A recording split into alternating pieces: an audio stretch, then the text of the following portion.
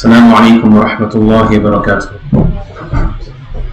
MashaAllah, what a wonderful congregation and what a wonderful reason to congregate. May Allah subhanahu wa ta'ala accept this congregation and this sitting from all of us.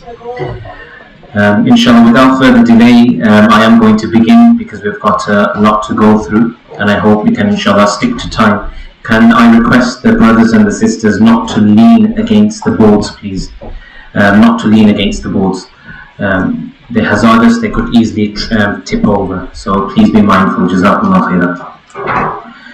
So inshallah today amongst us there are those that have registered and will be going for Hajj. They've done all their prep work, they've been accepted by Allah, they've got the confirmations, and inshallah they shall be going. Maybe some of you are still waiting for your passports or other documents to come through, but you're one group of people.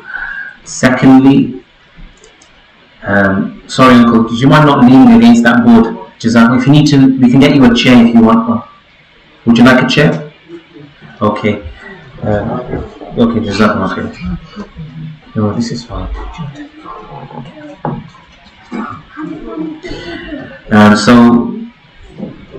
That's one group of people. The other group of people will be those that are not going for Hajj this year, but are interested to learn about Hajj because it's a very important pillar. It's one of the 5 pillars of Islam, and it's very relevant to a Muslim's life.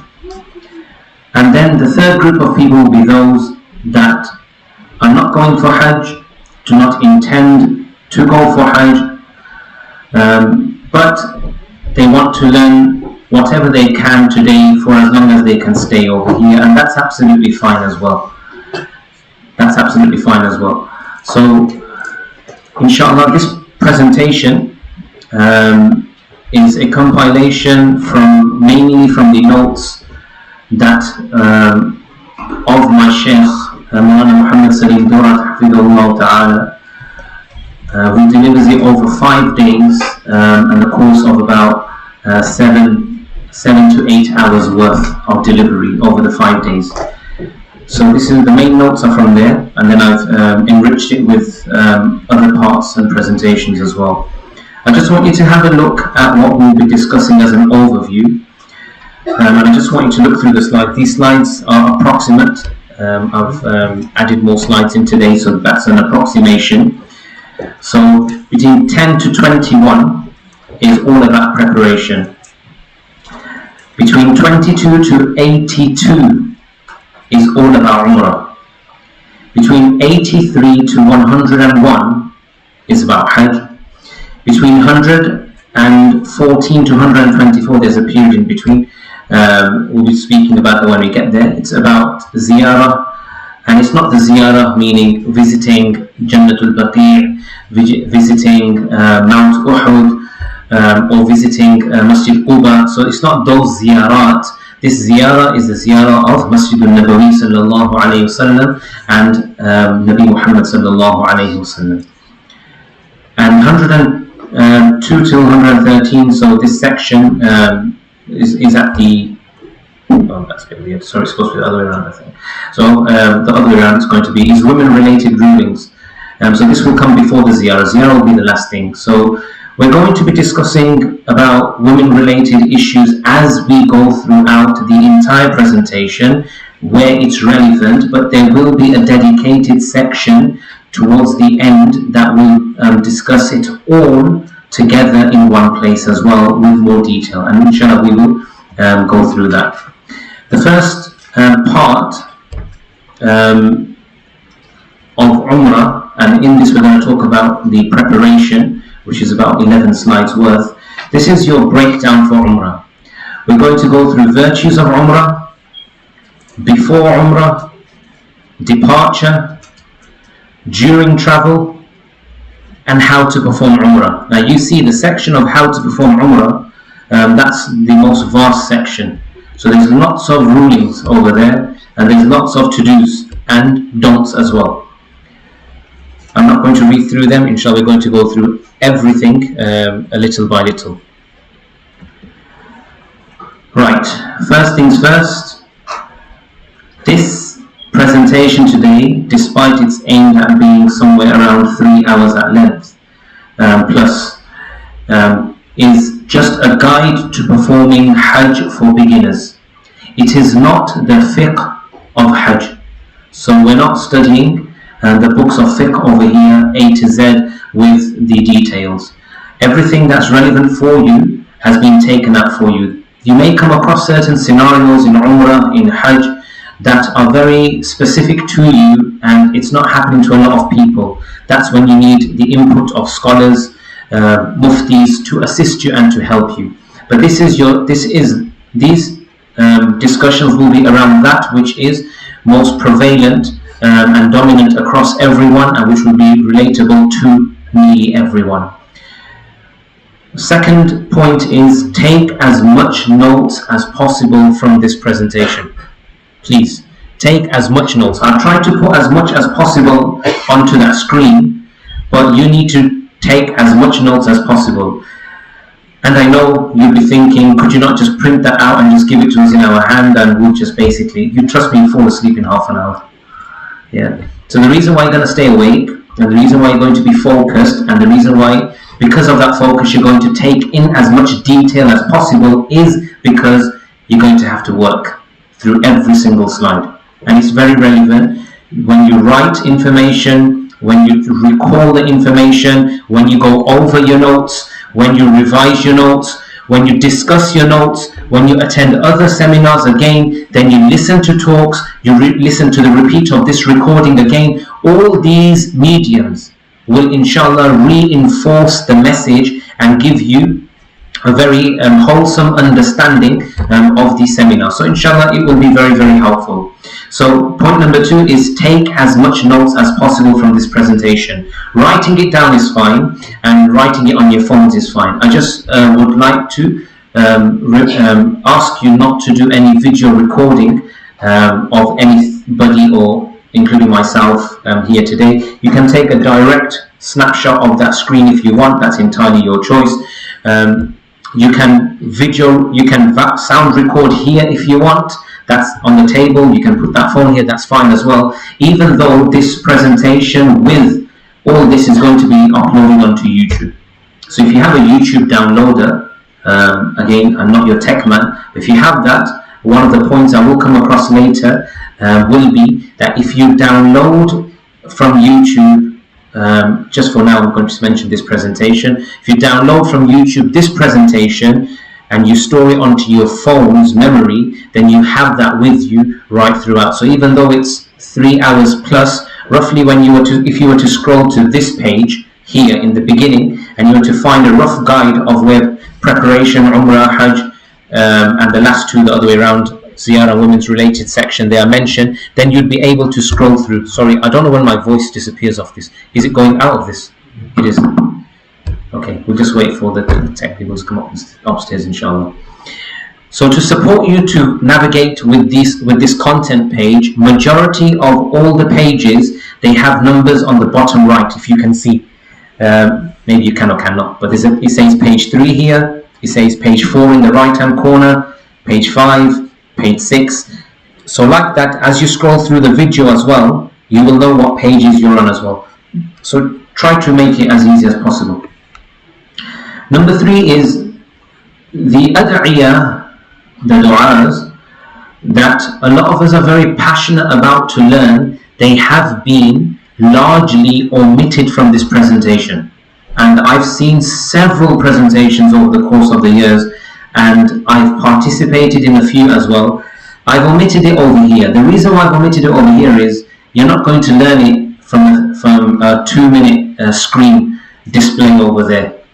Because when you focus on that dua, or when you focus on what I'm saying and what I'm guiding you, so that dua may be a part of that screen presentation. So you're going to learn that from books, and inshallah everybody who is going for Hajj this year, inshallah, will get a free book set from us, and in it there will be specific ad'iyah and du'as related to Umrah, to Hajj, and to your time over there. May I also make it clear at this point as well that many du'as and ad'iyah that you find in books and even on presentations, a lot of them are not from the hadith. They're relevant, because you would probably make that dua in your own language at that point. So what they've done is they've put that into Arabic and they put it at that point. That's all they've done. Is it other wordings from the hadith? May and may not be so. But just the fact that it's in Arabic, so it makes it look spiritual. But I've omitted the ones that are masnoon and the ones that are not masnoon. I've omitted everything for the swiftness of this presentation. And even after having said that, we're spending 3.5 hours today. Number 4 is there'll be a Q&A after 3 sections. One is how to perform Umrah. And the reason why I've put Umrah first is because that's the first thing you're going to do when you go there. Yeah, if you're going to Makkah first. If you're going to Medina first, then no. You're going to work ziyarah, meaning you're going to go to Masjid Nabawi sallallahu alayhi wa sallam for ziyarah of Masjid Nabawi sallallahu alayhi wa sallam and Nabi sallallahu alayhi wa sallam. You're going to go there, and then you're going to go Makkah for your Umrah, and from the Umrah you're going to then do your Hajj. Now, what type of ihram will you be putting on? Will your Hajj and Umrah be combined in one ihram, or will it be apart? That detail, inshallah, we will get to. Number 5 is, I've already mentioned number 5, that rulings specifically related to women will be mentioned throughout the presentation, and then a dedicated section towards the end. And number 6 is, which I've also mentioned, that literature packs will be given out, inshallah, at the end of the presentations. So you will have to stay till the end if you're going for Hajj. Should any urgent need arise because of which you have to leave, then please see myself before you go, or see any of the admin or tech team, inshallah. Right. The fact. Now I fact checked this last night. It took me about 25 minutes to find the relevant sources to find this. But the fact is that Allah has selected you. You who are going this year for Hajj, Allah has selected you. And you are, and this is fact checked, you are less than 0.01% of Muslims living in the UK who are accepted to go for Hajj this year. Less than 0.01%. So Allah has literally selected you. You are special people. Yeah, this is no random things. This is a selection from Allah. And you will then find those who have applied for Hajj, who want to go for Hajj, but yet their names did not come up, their selection didn't come, whether they applied through UK or otherwise.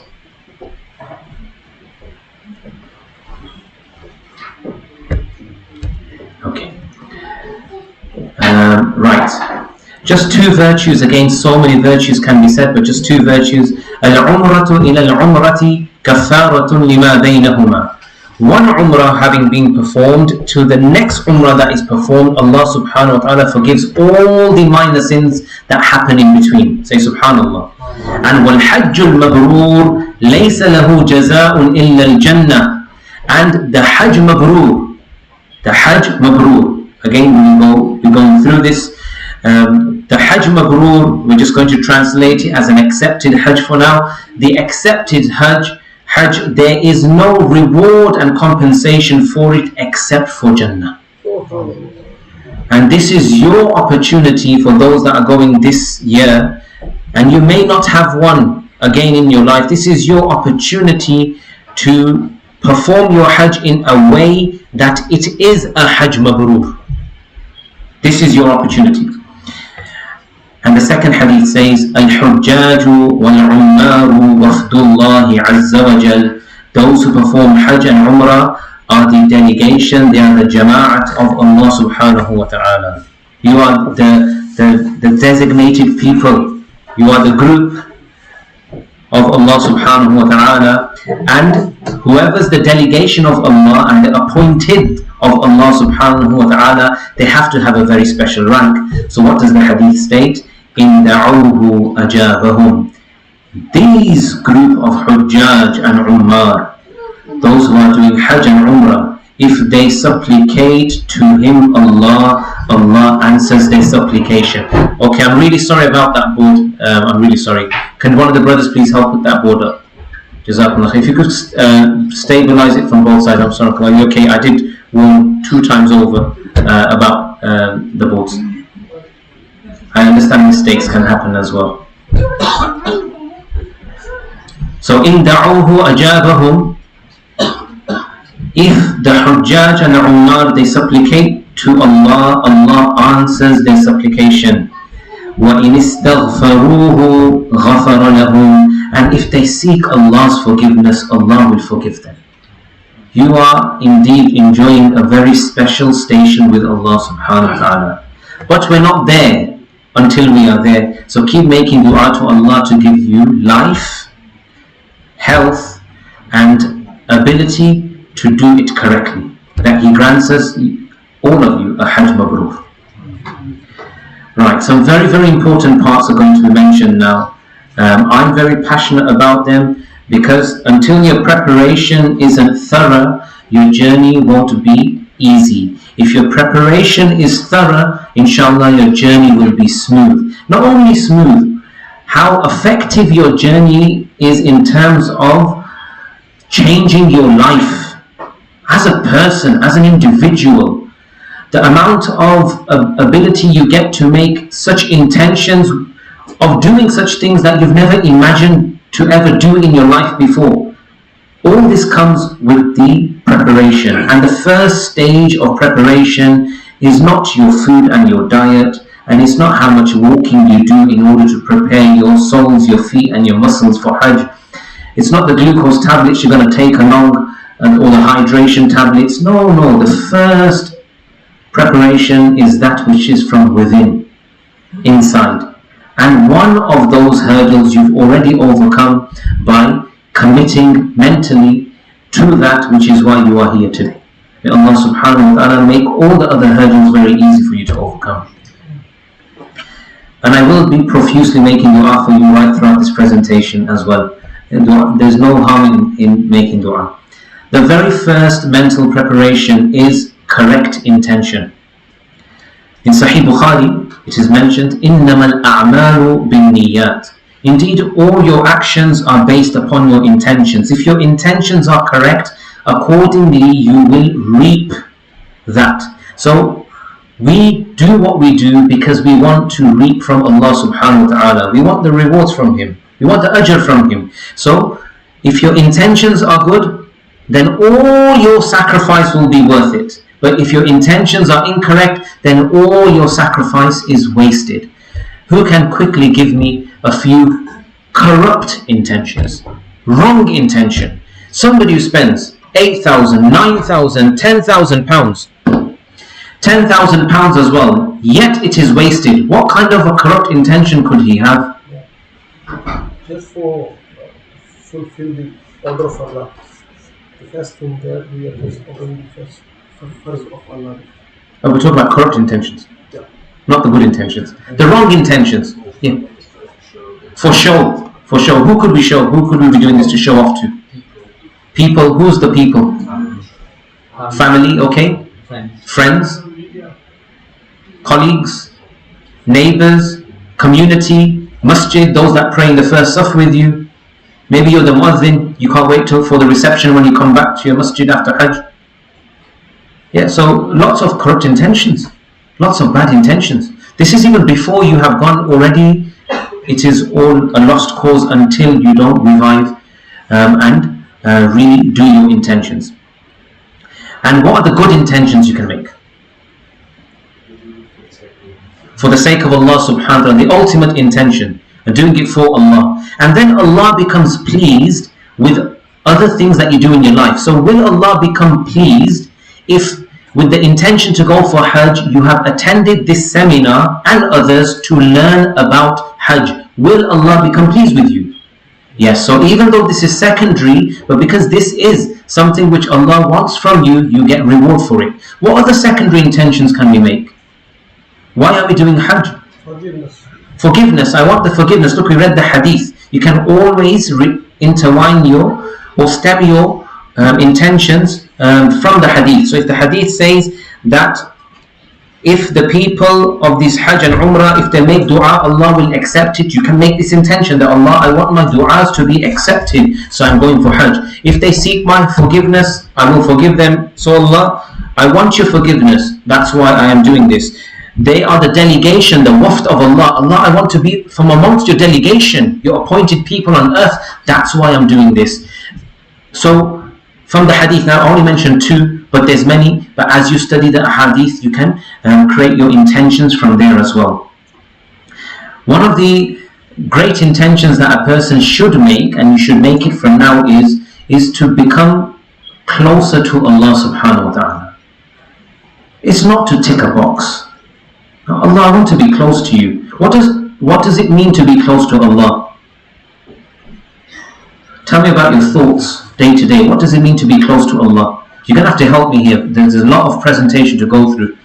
Keep saying things. Come on. You can be right and you can be wrong. To create a taqwa in my heart. In my heart, okay. What else? Obey the commands of Allah. Obey the commands of Allah subhanahu wa ta'ala. Remembrance of Allah, yes. So I want transformation to start internally. That's why I'm going on this Hajj journey. So Allah, from that Hajj journey and after, or maybe from now, Allah, I want you dominant in my mind. I want my mind to be overtaken by you. I want my heart to be overtaken by you. Allah, I know I have love for my house and for my car and for my business, but I want your love to just, Allah, become so powerful that becomes secondary in my life. You become primary in my life, in my heart. So we're just trying to win the internal battle right now. We're trying to reform the internal. And trust me, it all starts from inside. If you can win the inside, you can easily overcome the outside. And we see this happening in the world today from those that are being oppressed, that because the internal is strong, that's why they're able to do such external things that puts us to shame. And we feel that, this is if I was there, I don't think I could do it. Yeah, so it all starts inside. It all starts inside. Was there a hand up? Yes. When you're going on Hajj, you have to commit, you have to show, demonstrate your faith. What I've seen in the past is people go to Hajj and they go through the motions. I have done my dua, I have done this, I have done that, which is fine. If you do not commit, if you do not demonstrate your faith internally, then you have to look at yourself and say, well, what was the value of my Hajj? What will that mean to you? What will that mean to Allah? Jazakumullah khair for that. So, one of the brothers, mashallah, he had input in this, and he said that don't treat Hajj, in my words, don't treat Hajj as rituals, but make them alive through your heart and through your mind. The second point of mental preparation is tawbah, and its repentance. It is not appropriate to present oneself in the court of the King of Kings as a criminal of his, as a guilty person in the court. How are you going to end up going to the house of Allah and you haven't cleaned your slate with Allah? You haven't figured it out. You haven't amended your relationship. You haven't strengthened it. Some people say, I'm going for Hajj because I want Hajj to lead me to that tawbah. Yeah, but that's fine as well. But there's no guarantees that it will lead you to it. You may go there and it may never lead you to it. So it's never good to start late. In tawbah, you always want to start early. So the tawbah should start now. Now, what can soften a heart? So there's many heart softeners. You listen to talks of the pious, the ulama, the mashayikh. You listen to some beautiful Quran tilawah of somebody reading the Quran from their heart. You can read books, read virtues. You can think more about your life and reflect. All these are heart softeners. The remembrance of Allah, implement it more in your life. All this will encourage you towards repentance. I'd like to mention here that there are 4 conditions for repentance. The 4th is conditional. So the first condition is you have to leave the sin. If you want to repent from something, you have to leave it. Yeah, otherwise the tawbah of that is not tawbatan nasuha. It's not accepted by the definition, by the word that has come in the Quran. So it's not accepted. So you have to leave the sin. Number 2 is you have to have remorse over having committed the sin. So there has to be guilt. There has to be upsetness. You have to feel upset with yourself that why did I do that? I shouldn't have done that. Number 3, you have to have firm resolve never to return to that sin. I'm never going to go to that sin again. Allah do tawbah from that. So not only have you left it, which was number 1, you've made a firm resolution never to go back to it, which is number 3, and in between you're feeling the guilt that I shouldn't have done that. Number 4, if this sin relates to the rights of another person, then you must return or compensate the rights where possible. So if you've stolen money, you have to return the money. If you've stolen goods, you should return the goods. And return the goods like for like or compensate in another way. Whichever way is compensatable, you should compensate. There are some rights of Allah, the fara'id, like salah, like sawm, like zakah, that if you haven't given them over the past years, you haven't done these, then there's a compensation for that as well. But because it's not directly related to Hajj, but still it is best to clear the account as much as possible, even though you may have 100,000 salahs to make up, but you start your journey of making up your salahs, making up your fasts, paying off the previous years of zakah. So not only that which is between you and Allah, you have started to clear, but you've started to clear that which is between you and other humans. I'm just going to tell you a light-hearted scenario. Is this brother came to me and he said that Alhamdulillah, I have seek tawbah from everybody, so I'm seeking your forgiveness as well. Can please forgive me for everything that I have done. And because I was on a good relationship with him, on a good level, so I said to him that from all those that I've got nothing to forgive you for, but have you seek forgiveness from those that there is something to forgive you for? So then he stopped, and then he started to think. So let me just reword that. It's a bit confusing, a bit too much mantiq over there. Okay.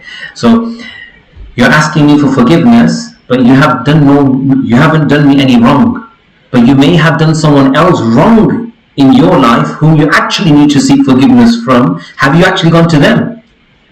So it's easy sending a message out, isn't it? Oh, I'm going for Umrah, I'm seeking forgiveness from you. Or I'm going for Hajj, I'm seeking forgiveness from you all. And guess who that message goes to? Not a broadcast.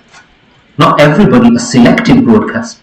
And in that selection is the ones really that you are good with, and not the ones that matter the most, whom you need to seek forgiveness from. And seeking forgiveness is hard. Forgiving is hard. So we don't take the first hard step, so we never ever become successful in the second part of the difficulty, which is, can that person have it in him or her to forgive? We never get to that stage. We never give them a chance, because we don't overcome our hurdle, our ego, our pride, to seek forgiveness. Number 3, entrust all your affairs to Allah. You're going for Hajj. Who accepted you? Who put the thought in your mind? Some of you will say to me, and just give me a raise of hands if this is you, that last year when Hajj was happening, you had no intention to go for Hajj this year. So raise your hands if you're that person. Okay, see, mashallah, I've got hands over here, maybe on the sister's side, there's hands over there as well. You had no intention to go for Hajj. So look, who put the thought in your mind? So if he's put the thought in your mind, then he wants this. And even those who had intention last year, I don't want to keep expanding on the questions. If I ask you, was last year the first year you had the intention, or have you been intending for more than a year? So you're going to start raising your hands. Yes, 2 years, 3 years, 10 years. I've never done it in my life before, even though I've been in an able position. So people say all these things. So who put this thought in your mind before even giving any blossom to this thought and any physical preparation? Allah did. That's why you're all here. So if Allah is putting the thought in your mind, then Allah wants to make this happen for you. So it starts with the thought and it completes with the time when you come back over here. Everything in between, Allah is going to do. And you have to trust Him. That's why you're here. Because He's brought you here. And He wants to take you there. It's very special, this is. And you are very special people. Again, the delegation of Allah subhanahu wa ta'ala. So it's natural to worry as to how things will be, but know very well that you are going as a guest and Allah is your host. My respected Shaykh's father, Hafiz Ibrahim Durat rahimahullah, would say, when you go to a person's house as a guest, then do you have to worry about what he is going to feed you? Is he going to put chicken? Is he going to put meat? Will there be enough legs? Is he going to have desserts? Is he going to give me drink? Will he even serve me water? Is he going to make me go hungry? He's called me to his house and I'm going to spend a good amount of time there and he's not going to feed me, so I have to now find out the local takeaways. And so my Shaykh's father will say that when you go to a person's house as a guest, then do you worry about what will I eat? Where will I be seated? What facilities will be available? No, you don't. You trust the host to look after all your concerns. So how confident should you now feel knowing that you are going as guests of Allah to His house and He is the most accommodating of all hosts. Number 4, travel companions. And you should do this to whatever capacity is possible. So there's four things I will advise you on this. That choose your companions well. Number one, less is better. Number 2, more knowledgeable is better.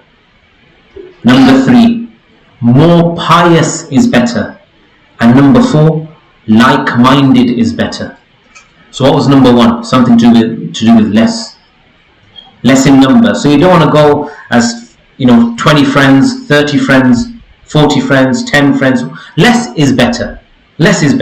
Keep yourself to yourself, keep focused.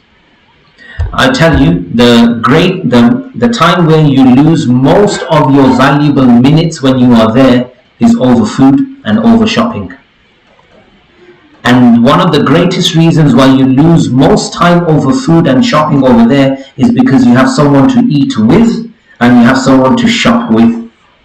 So when you lose the with and you don't do it with, then you will still eat and you may still shop, but you won't waste time like you would the other way around. So the first was less people, better. The second 2 were more of what? Knowledge, and more of piety. And number 4 was level with what? Similar to you, like-minded. Again, you travel with someone, his sleeping patterns are different, he snores, you don't, he likes fast food, you like our Asian food, and so it just makes things very difficult to move along with, and it consumes a lot of time. Number 5, travel light. Only pick the most essential items you will need for your journey. Everything is available to purchase from the Haramain. The whole world goes there, and mashallah, just the way how you can't imagine how they can feed so many people, you can't imagine how they can supply so much of a variety of things as well. This is for everyone, by the way. Just get aim on it right now. Anybody want to start? Okay. Just one point. Sorry, yes. Can I just ask a question? Going back to if you're asking for forgiveness from someone and they refuse to forgive. Okay, the question is, if you're asking forgiveness from someone and they refuse to forgive, so what do the ulama say? The ulama say, try harder. Try harder. Try harder to ask for forgiveness. Try other ways. Try different ways. And there is a dua related to a hadith of Rasulullah sallallahu alaihi wasallam, and the essence of that is that when someone passes away, and I'm going to generalize this, when someone passes away whose rights you are not able to fulfill in this world, then do as much good deeds in their name, so that on the day of judgment, when they want to take away your good deeds in turn for the oppression that they faced from you or the lack of rights, then they will receive such gifts of rewards that you sent them in the hereafter, that we can only hope that after receiving such big gifts, unaccounted gifts or unwanted gifts, or gifts that they're unexpected gifts, that inshallah they will forgive you. So you should try and do as much good deeds in the name, for these are heart softeners. We don't know heart softeners.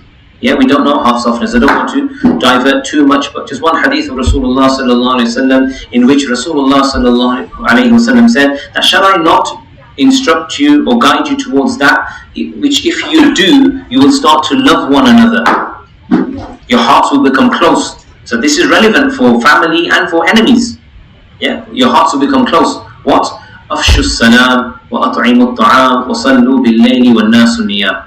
So spread salam. So you spread salam amongst yourselves as Muslims. You feed one another and you pray tahajjud at night. Yeah, you revive the night. And if you do this, then Allah will near your hearts to one another. Making salam is dua of peace. Feeding someone, you can still understand to a certain capacity that it can soften somebody's heart. But tell me, how can performing tahajjud logically make sense that you stand up at night, you wake up, the person's not even there, he doesn't know you've done anything for him, and you perform tahajjud salah, and you don't even mention him or her? But no, these are such deeds that when you do them, you become beloved to Allah. And the Hadith Qudsi mentions that then Allah announces to Jibreel that, Jibreel, I love this person, so you love him as well. Then Jibreel announces to the creations of the heaven that, O creations of the heaven, Allah and Jibreel, they love this person, so you love them as well. And then they announce to and inspire the creation of the earth, that all creation of earth, Allah, Jibreel and the creation of the heavens love this person, you too love him or her as well. So these are divine things that happen in where we can't see, in the background, we can't see this. So repentance, yes, if the person doesn't forgive you, try harder, physically make dua for him and do lots of good deeds in his name. So we spoke about travel light. Number 6 is know your stuff. Yeah, so how more straight can I be? Attend Hajj seminars and workshops. So you're attending one. Who's attending one before this? Or any before this? MashaAllah, 1, 2, 3, 4, 5, 6, 7, 8, MashaAllah, 9, and maybe more as well. So that's brilliant. Attend as many as you can. Number 2, read authentic Hajj, Umrah and Ziyarah related books and take them with you as well. Best to study the books with a scholar. So attending Hajj seminars is you studying it with a scholar. If that's not possible, then self-study the books that you've got, but always keep a portal open between you and your local imam or a scholar you may be aware of that can answer your questions. So you put a question mark in the book whenever you think that, okay, this I don't understand this fully, let me put a question mark. I don't know if I'm reading this dua correctly, let me put a question mark. And then you go to your imam or to your scholar and you say, can you clarify this? Can I read this to you? Can you see if my pronunciation is correct? So like this you would do that. Can you hear me? And know your rules and regulations so well that when you see someone do something different, then you know that you are doing something correct. What you're doing is correct at least. Yeah, so what happens is you go for Hajj, someone's doing something different, and you become confused. Is that what I need to do, or is this what I need to do? So what they are doing, they have learnt from their sources. Yeah, they may be following a different fiqh, etc. That's fine, they're doing it according to their sources. But what we need to do is according to our reference points and those that we have chosen as sources. So we need to do what we need to do. And because we've been told that by scholars, if we go act upon that, then inshallah you are free in the court of Allah on the day of judgment if anything is disapproved by Allah. Yeah, and you will say, oh Allah, this scholar, this seminar, this masjid, this book, this YouTube video, this is where I got it from, and Allah will hold them accountable as long as you did your thorough research from whom you were acquiring knowledge from. Number 7 is the fada'il of Hajj. So the fada'il of Hajj are virtues of Hajj. So yes, study the ahadith, that's brilliant. Read the translations, study the ahadith with a scholar. And there's a very good book by Shaykh al-Hadith, Maulana Zakaria rahimahullah, which is in English as well translated, called Virtues of Hajj. So try and read that as well, as it's got a very good commentary with each hadith. If you can take it with you as well, that'd be very good as well. It will inspire you to do more and to do better. Number 8, no expectations, no disappointment. So many times in life we've expected so many different things. Guess what's happened? It's not happened.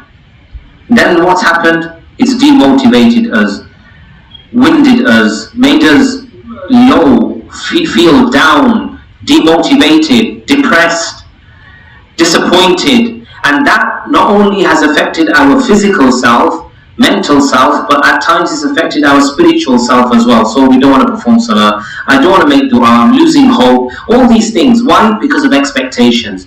So you're going for Hajj. I know you've booked your packages. Yeah? Who's booked what packages? So there are 3 types of packages. Three levels? Yeah, so you booked the one which was the lowest or the highest. Whichever one you booked, don't even expect the lowest package. Just go there saying, you know what?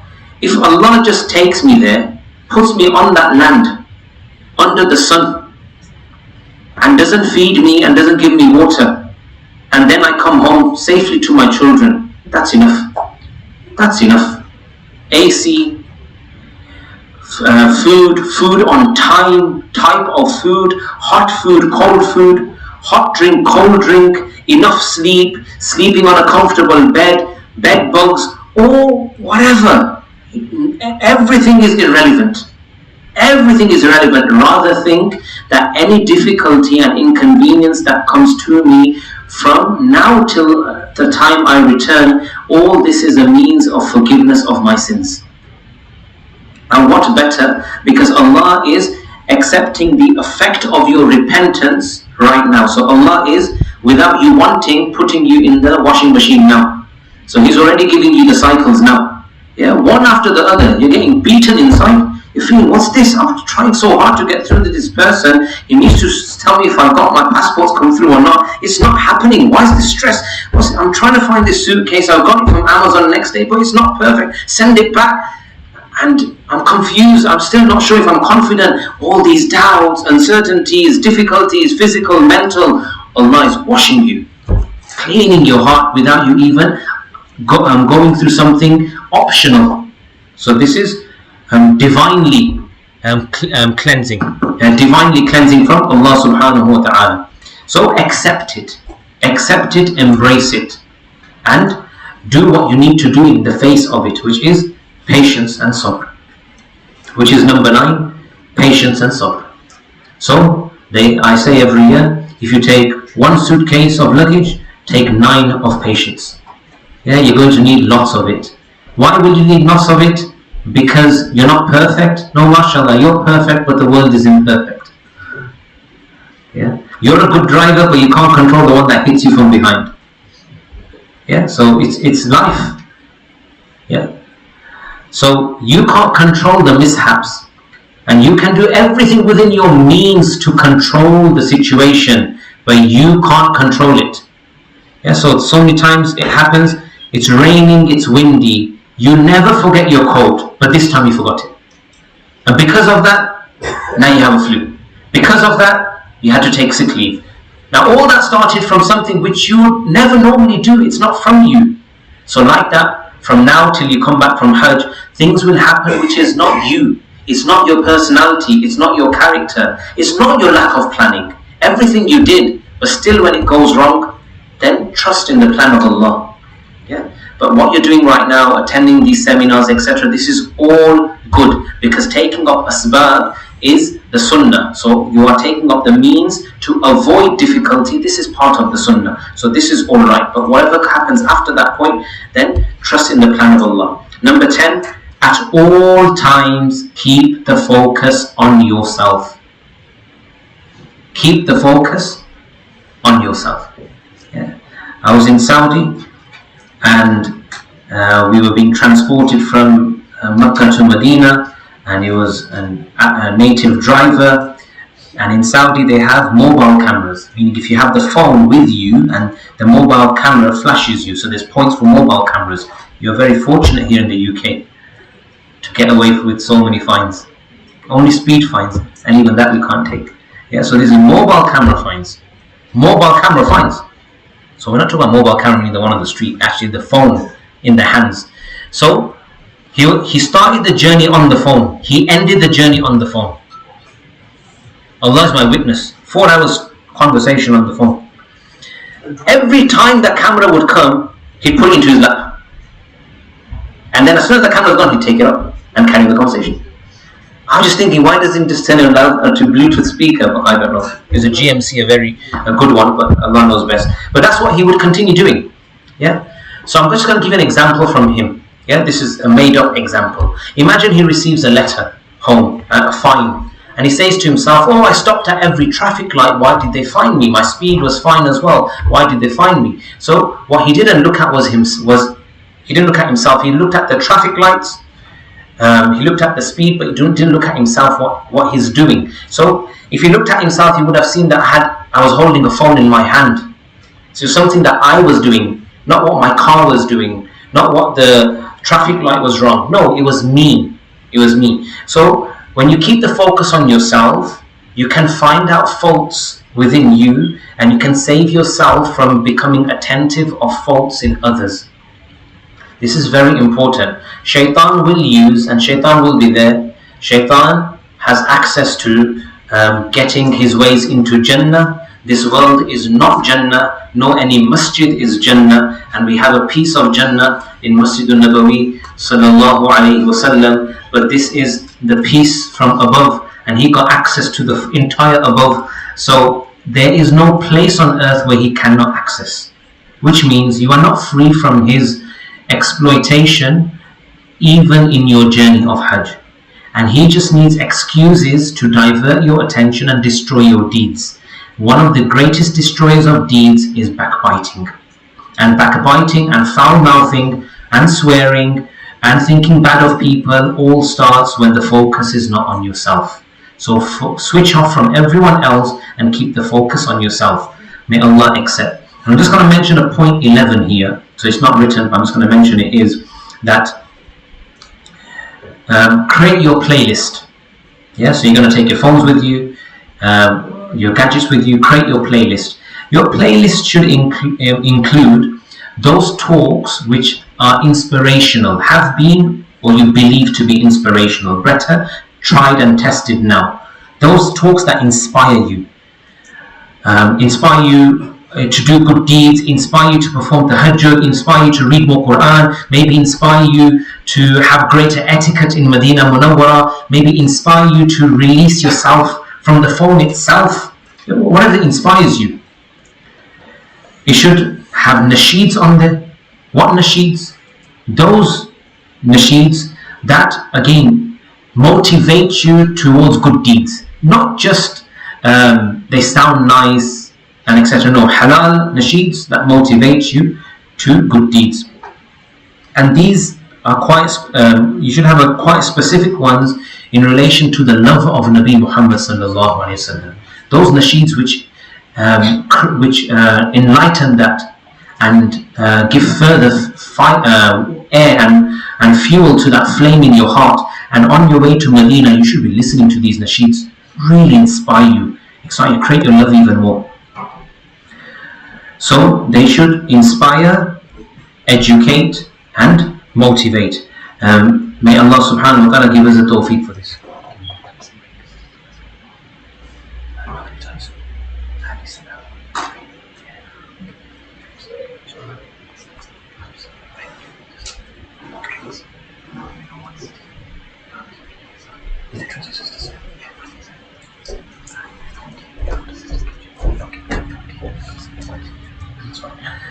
So brothers, I've been asked when's the break. So I only planned one break, and that was after Umrah. We haven't even started Umrah yet, brothers. We're still on mental preparation, and sisters. We're going to physical preparation, and then we haven't even set off on our journey. So it's a long way we've got to go through, but inshallah, take it a slide at a time. However, there is refreshments here. So if I can just request, just watch your head. One of the brothers to just go around with a few thing. So if anybody wants one, you can ask for one. Sisters, you've got a table on your side, and if sisters want tea or coffee, then you can head towards the kitchen downstairs and make yourself one. And the brothers can go downstairs to make themselves one from the downstairs brothers' kitchen. But we've got soft drinks provided for you today. So inshallah, we're going to continue physical preparation.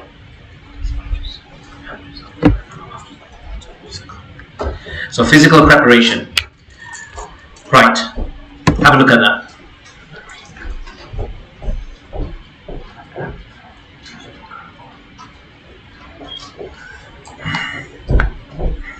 Okay, had a look? Here's your question to see if you're paying attention. How many points, mentioned and not mentioned, were for mental preparation?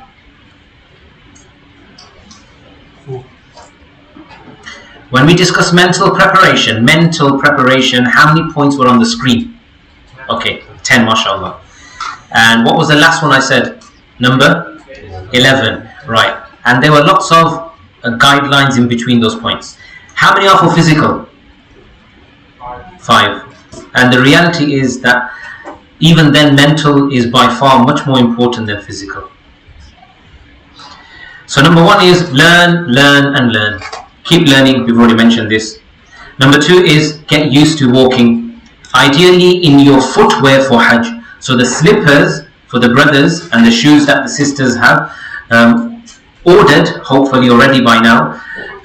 Get used to walking in that. For the brothers, please make sure your slippers meet the requirements of those that you can wear for Hajj. We're going to go through slides for that as well, but make sure they meet them. So start walking in them. You may realize that after a couple of miles of walking you're getting blisters, despite in the beginning you didn't feel any blisters, and rather the reviews were such by another 100 people that they're the perfect slippers. But remember, everybody's feet are different. So what's perfect for 100 may not be for 101. So get used to walking in them. Number 3, meet your social circle and ask for forgiveness. This is something physical. Number 4, pay off your outstanding debts. This is a good practice, even though your Hajj will be accepted should you not pay off your debts. A question is that how do you manage to go to Hajj if you have debts outstanding? I'm not going to answer that question, but I will just say that the scholars, they mention that if you can take a debt on your head in order to go for Hajj or for Umrah, then in situations this debt is not frowned upon or discouraged. Yeah, but if you already have a debt and you're managing to finance £10,000 to go for Hajj, then that is questionable. That is questionable. You should refer to the muftis for that. Number 5, place copies of all important documents at home, in the suitcase, and in your email, or your files or wherever. So all these 3 are relevant. I ain't got time to mention how what in the absence of one, how others come into use. We've got to keep moving on. Checklist. Have I got my copies of passport and flight tickets? Yeah. Extra ihram, just in case. Again, it's not necessary. You can buy them from there. Monies, yes, I've got Monzo and I've got what was it? The other one? Starlink. I've got other cards, bank cards as well, that's fine, and I've got some money in cash as well, 50s or 20s. Some people think that if you have like cash you get better rates, you think there's all these things, but technology has come way far ahead and there's cards out there that are very, very low in terms of fees that they charge. So Starlink is a very good one. From the last time I checked it, they don't have they have very low transaction fees, and number 2 is they don't have a withdrawal limit over a certain period of time, whereas Monzo did have the last time I checked. It was not in the last 6 months, so you can check again if you want. A money belt, do I have one? Sorry, do you mind just emptying this bag out onto here? That's okay, one piece. Maybe in the front display. Should I put it in front? No, just probably here maybe. Okay. So have I got my money belt? How or where am I going to keep my money safe? So that's a question for you to ask. Have I got my alarm clock? You may have a phone that may serve you for you an alarm clock. Inflatable pillow, sleeping bag, my shawl when it's cold maybe. Have I got my pebbles bags from here? Sometimes the Hajj groups, they will give you, you get it. Anybody got any merchandise? Nobody has got merchandise. Has anybody been promised any merchandise when you get there? You have? Just a rucksack. Anything more than a rucksack? Ihram as well, mashallah. Anything else? They're going to give you sleeping bags. So this ain't for everyone, but just obviously random brothers are saying things. But you must be sure that what you're going to get there and what you're not going to get there, so you can get from here. Or if you're arriving early there, you can shop from there as well. Have I got my slippers and a bag for my slippers? So I take those crunchable ones, like the swimming bags, but the ones that are very flimsy, you can just crunch and pocket them, just to put on the back when going into the haram. So I put my slippers inside, my water bottle inside, and maybe a bag of dates inside as well. Zamzam water is accessible everywhere, but still you take a bottle of water. You may not be sitting anywhere near close to the Zamzam drums, whether you're in any of the haram in Makkah or Medina, and it may be very inconvenient for you to get up and get to the Zamzam drums as well. So you do that when it's a bit less busy, or you've got clear pathway, you go fill your bottle, bring it back, etc. Do I have a pocket-sized Quran, tawaf, tasbih, Islamic books? Pocket-sized Quran, relevant. How are you going to read Quran? Well, all is on my phone. There may be a scramble when you're in the tents of Mina, in Arafah for USB charging ports. You may have power banks. Other people may want to charge from your power bank. So there's lots of question marks everywhere with technology and the survival of it. So you rather be a traditionalist and have physical Quran. Tawaf tasbih. Tawaf tasbih, seen it with many people, heard it from many people. You're on your third round and a big question mark comes to your head. Which round am I on? And now you just don't know. So you just carry on and say, I'm on my third or my fourth or my second. And then you just do it. Now, whatever decision you make at that point, will your tawaf be accepted or not? I'm not here to answer particular scenarios, but that's a question mark over there.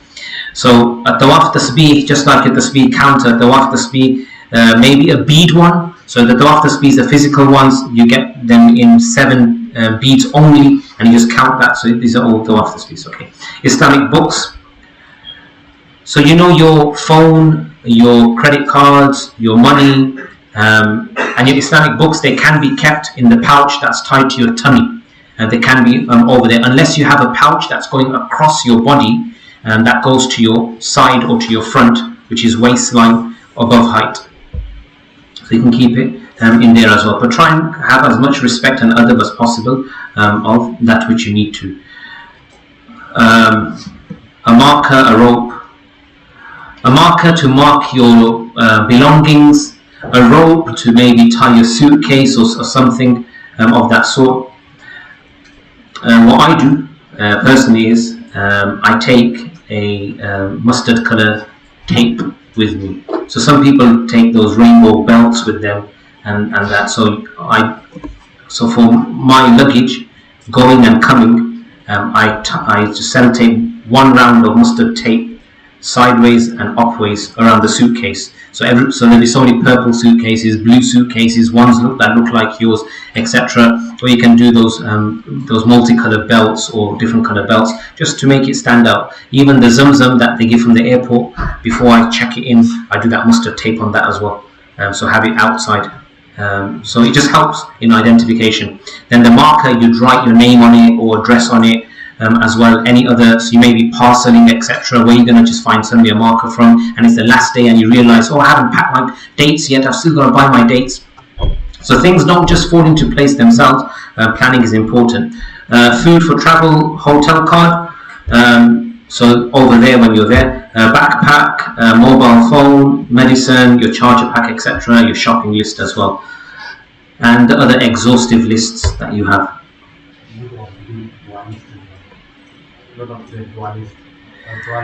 A dua list as well. Yes, I made one as well last time. So dua list for yourself. So it's good to plan your du'as from now. Everything that's meaningful to you, just start noting it down in the same note. 1, 2, 3, 4, 5, 6. So you build up your dua list. Sometimes what happens is that you've sat to make dua and you're just absolutely stuck. Now you want to be emotional, you want to be you want to connect, and you're like, this is my opportunity, this is it, but you just can't think, and you're like, so let me tell you that, for Allah, what you word, what you're able to recall, all this is very, very irrelevant to Allah. Remember, it's not a worship that has rules and regulations of such type, besides the very explicit one mentioned in the hadith, that if the person's earnings are from haram, his clothing is haram, his eating, drinking is haram, then how is his du'as going to be accepted? So besides that condition, there's no real solid hardline condition that you have to be in wudu and you have to. So imagine you actually forget everything, all your du'as. Yeah? Still you just say to Allah, Allah, whatever I've forgotten, please accept. Isn't that right? And whatever I remember, please also accept that. Whatever's my need now, please accept. Whatever my need becomes tomorrow, please accept. You can be as general with Allah as possible. It's you and Allah. He's your creator. He knows everything. Alright, before journey, some rulings. Okay, so I just need your focus now. So we're going to do similar to maths equations on these. Your yearly udhiyah is your animal sacrifice. That's your yearly qurbani that you make. Yeah, so if you were here not going for Hajj, you do this yearly one, given that in the days of 10th, 11th and 12th of Dhul Hijjah, you have enough money that if standalone on that day you had that much amount of money and that was your zakah due date, then you would be eligible to pay zakah. That means you would do qurbani on that day. That's what we do normally when we're in UK, wherever we are. We do that. So there's that udhiyah, that qurbani, and then there's the Hajj udhiyah and the Hajj qurbani as well. These are two qurbanis. And the second, so you need to know about these two and which one you need to do. And number two is, know if you're a traveller whilst you're there. So will I be muqim or will I be musafir? So here's the algebra of this. Qurbani and Hajj are two separate things. Yeah. If a Haji meets the requirements for the qurbani, the udhiyah, then he must offer that udhiyah. Requirements include financial condition, as well as the Haji being a muqim and resident. If he is not a resident, but rather a musafir, then that the local yearly udhiyah will not become wajib upon you. So, if you're in UK, you're not a musafir, are you? You're muqim, agreed. Yeah, you're not traveling, you're here in your homeland, in your home city. Imagine you go there, so sometimes you go for holidays for 1 month, 3 weeks, or 15 days, or over, we go for holidays. That means we are not musafir, we are muqim. In those places as well, it could be absolutely local in Lake District, you've gone for over 2 weeks. You're not musafir there, so similarly you go for Hajj. But, we're going to discuss the detail. It may be that you're not musafir there, because you're not relocating to such distances from one to another in such a short space of time, which means that you're a musafir. So the place you stay at or the surrounding areas which are connected to it is 15 days or more, which means you're not musafir now. You got to pray the full salah when you're there. Generally you should pray the full salah there when you're anyway, but we're just saying that technically you do that. So if technically here you're not a musafir and you have the money, then what will you do yearly at Eid al-Adha time? The qurbani, the udhiyah. So if you're there, you're not a musafir and you have the financial ability, then what will you do? The udhiyah, the yearly udhiyah. So there's the yearly udhiyah, and then there's we call it the dam of shukr, which is your udhiyah for Hajj, which is the one you do over there. So that must be offered by the one who's performing 2 of 3 types of Hajj. If you're performing Hajj Tamattu', we're going to go through this type of Hajj, or Hajj Qiran, then you will have to do that you have to do that udhiyah, that qurbani. If one is doing Hajj Ifrad, then this sacrifice is mustahab for him, it's not necessary. So if a Haji is performing Hajj Tamattu' or Qiran, and he is a muqim, a resident when he is there, and he has financial ability, then he will have to offer both sacrifices, the local one he does in UK and the one he does there. Is it necessary that the one he does in UK has to be done in UK or in Pakistan or wherever? No, he can do both of them in Hajj as well. So instead of asking for one ticket or asking for one udhiyah, or if the Hajj organizers, they afford you to do optional ones as well, give you that flexibility, then you can do both over there as well. Right, any questions on this slide?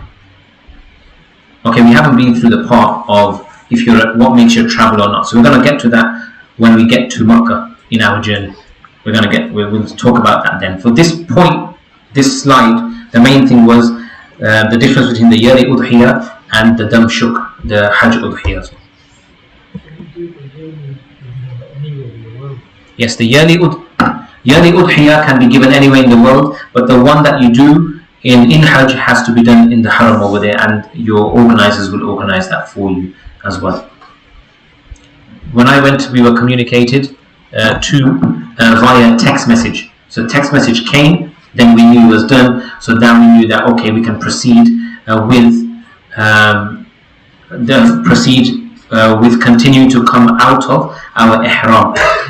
If your order messes up, then you can't end up shaving your head until your animal sacrifice hasn't been done. So it's important for you to know that my animal sacrifice has been done. But then the order is that it has to be done after the pelting, not before the pelting as well. So it's done between pelting and shaving the head. So that's why the text message is important. So on that day you need some reception or somebody to tell you that it's done. Right, brothers and sisters, we're ready for departure. Are you ready? Yeah, all the work we've done, hard work. I know you can stretch, and subhanAllah, it's really hard work. The preparation is so hard, but that's what the results you're going to reap now, inshallah. So let's take off. So where are we going first? Are we going Medina or are we going Makkah? If we're going Medina, then we don't need to come into ihram all the way into Medina. Yes, we don't need to come into ihram going whilst we're there, nothing. If we're going Makkah, that's our first destination, then that's why we need an ihram. So whether you're landing at Jeddah and then going to Makkah, you still need an ihram before you pass the miqat, which is approximately safely an hour and a bit more than before landing time. Okay, 7 points. If you're going Makkah first, pack a few light snack items for Jeddah airport, as the wait can be long in Jeddah airport. Number 2, free yourself from all the things that would become haram upon you after coming into ihram. Look, a lot of things do become haram upon you, but I haven't listed them here because they're not meaningful to you. For example, whether you can wash your hands with soap or not is not as meaningful to a person. It may not be as meaningful. Whether you can cut your hair or not, maybe not as meaningful to you for day-to-day activity. Yeah, but some things which are meaningful is cutting your nails. So let's say you came into ihram, you didn't look at your nails, and then as soon as you come to ihram, you look at your nails. Oh man, then it's probably 1-2 days before I've got to cut them. How am I going to eat with these nails? It's going to get stuck in my fingernails. And so some things are meaningful. Cutting nails, cutting unwanted hair, intimate relationship between spouses. Some things are meaningful. So these are meaningful things that if you come into ihram, you will not be allowed to do. all the things we're going to mention when we get to Ihram, but these are just a few things we're mentioning. This is if you're going to Makkah, keep these things in mind. Number 3, perform ghusl. So this is mustahab. So this is preferable to perform the ghusl before you leave your home. Number 4, perform 2 rak'ah if it is not makruh time. So Fajr to sunrise, and the Fard of Asr to Maghrib, and sunrise, midday, sunset. You should avoid performing Salah in these times. It is masnoon to recite Surah Fatiha followed by Surah Kafirun in rak'ah number 1, and rak'ah number 2 Surah Fatiha followed by Surah Ikhlas. If it is makruh time, what should you do? So you should make dua instead of the 2 rak'ah. Number 5, meet your loved ones, but make sure to leave with a smile at the end. You are going on a sacred journey to sacred places. At such times, there will be grief, leaving the ones you love, but happiness should be more than grief. That's just a balance, a recommended balance. Yeah. So leaving children behind, leaving children behind, young ones behind, infants behind, dependents behind, young and old. It's hard, it's difficult. So there will be grief, but just try and have a sense of feeling that your happiness. Look, if you want to cry it out, it's okay. But cry it out a couple of days before. Hug them, sit with them, have your downtime, have your one-to-one talk. Tell them, you may never see me after this journey. Maybe Allah has written something that we never meet after this journey again. I don't know. I just want to give you wasiyah. I want to give you my final words. Because every journey could be my last one. From here to Manchester could be my last one. Here to the Masjid could be my last one. So this is a very big journey, and it's a lot of time, days and weeks. So let me give you wasiyah. Look, if I was to pass away, then this. Yeah, so have your downtime. But then on the last day when you're going, at that time, go with a smile. Leave them with a smile as well. That's the last memory that they should have of you going to the house of Allah. Question.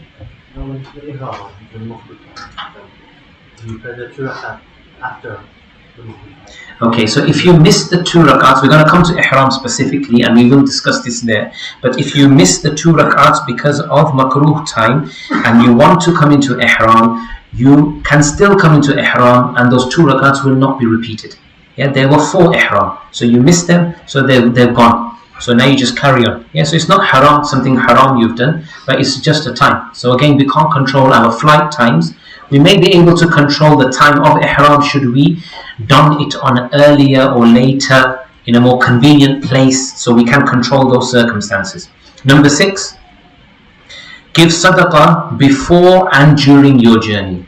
Yeah, because Rasulullah sallallahu alaihi wasallam said that sadaqah it removes difficulties and hardships which are yet to come. Yeah, so we don't know, but journey is qit'atun min al-'adhab. It is a part of punishment of adhab. That's what Shaykh Ibn rahimahullah would say. So yes, be mindful of that. And number 7, try not to take excessive people with you to the airport. Yeah, so you don't need to take an entourage with you, 3 cars chauffeuring you. Yeah, I know it's a special journey, but you don't need to. Keep it simple. Keep it like a travel to Allah. Imagine a real travel to Allah. Do you mind if I can ask you to just move over to this side, because just to keep the border from the sisters more better. We try to uphold segregation as best as possible. Jazakumullah khair for your cooperation. So try not to take excessive people. Think of it as your real journey. If I was to die, and going into my grave, how many are going to come in my grave with me? Nobody. This is a journey to Allah, especially me and Allah. And these people that are with me, my family, my friends, one day we'll have to leave each other. So try and make it as real as possible. Then again, many people come to the airport, people start seeing, pride sometimes comes into the heart, and look, he's a Haji as well, he's got Ihram, there's nobody with him, look with me, I got my brother, my sister, my cousin, my this and my that. And then segregation issues come, mixing happens, and sometimes a lot of sins happen. Those that you should those that you should not ideally be hugging, you're hugging, and all these things are just before departing on a very special journey. And so these are things that happen. So the less people you take, the better it is. Right, we're traveling now. We've seen the family off. In this journey, the most important advice to myself and to yourselves is refrain from committing sin with any body part, internal and external, from heart to mind, from head to toe. Everything can potentially be used to disobey Allah. Be mindful that you are well within the borders and parameters of what you can't do. Don't do anything that will displease Allah. Don't do anything that will ruin your journey. Don't do anything that will disappoint you on the day of judgment when you're eagerly awaiting the reward of that Hajj. That this is going to tip my scales today. Watch how it just gives me 6 figures in my accounts of my rewards. Watch. And then there's nothing to take. Number 2, look, sins, they bleed you dead. They bleed your spirituality dead. Yes, slow death. You don't even notice it. So it kills you. So don't do it. Number 2, as you are a traveler, you will do qasr. So you're a traveler because you're traveling. Yeah, we're not talking about when you get there, how many days will you stay there. So once you're there, what you do know. We're just purely talking about your travel. And let's just make a hypothetical scenario. Birmingham to Jeddah. Yeah, you're going to board your flight. So you're traveling now. So as you're a traveler, you will do qasr and shorten your fard raka'at of salah, 4 raka'at to 2 raka'at. The 2 and 3 raka'at salah will remain the same, which is Fajr and which is Maghrib. The other salawat that have 4 rak'at of fard, they'll be shortened to 2s. When to come into ihram? We must come into ihram before reaching the miqat. Depending on which side of the world you are entering from, you will be required to come into ihram. And some people say, right, okay, because it's a direct flight, I'll do it from home, UK, in my home house. Some people say I'll do it at the airport, UK. Some people will say I'll do it on the plane. Some people will say I'll do it in the transit. And some people will say I'll do it very close to before we land. So a minimum of an hour before you land. If you're going through any Islamic airlines, they probably will announce as well that we're coming to the border of miqat, but don't have any guarantees on this. They may not announce it as well, and your flight may not be that type of a flight, so don't wait on that. So clearly know exactly and be safe rather than sorry. You pass the miqat without ihram, then you're going to be liable for penalties. Right, I'm going to ask you to spot what is the same. So normally they say spot the difference. So I'm going to say spot what is the same. What is the same? Don't say tasbih, only one person's got in his hand. Ihram, okay. What is the same about the ihram? Color, okay. What else is the same about the ihram? The weight, okay, everybody's tied it at the bottom, okay, and maybe everybody's dropped it at the top, but not similar. The top droppings are slightly different. Okay, what else is same about the ihram? 2 pieces, okay. What else is same about the ihram? Above the ankles, and this is exactly my point. Do you see how late we got to that? That's how unmindful naturally a person is about ankles and no ankles, above ankles or below ankles. And the hadith in Sunan Abi Dawood with good chain of narration clearly states that which is below the ankles will be in the fire of hell. It's simple as that. So are you going towards hell or are you going towards Jannah? So you're going on such a special journey. Why is your cloths below your ankles? And it's no excuse, they're too long, they're too this. No, tie it properly. Yes, whilst you're walking, it becomes loose, it drops, except that's different. But when in the beginning you're going to stabilize it as best as possible, we're going to come to the ihram specifically, but just giving you a general remark right now. Right, what's significant about this picture? Okay, how can you take motivation from this picture? Make it as clear as possible.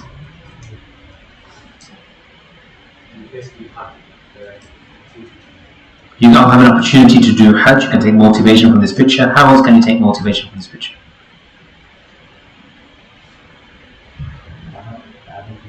MashaAllah.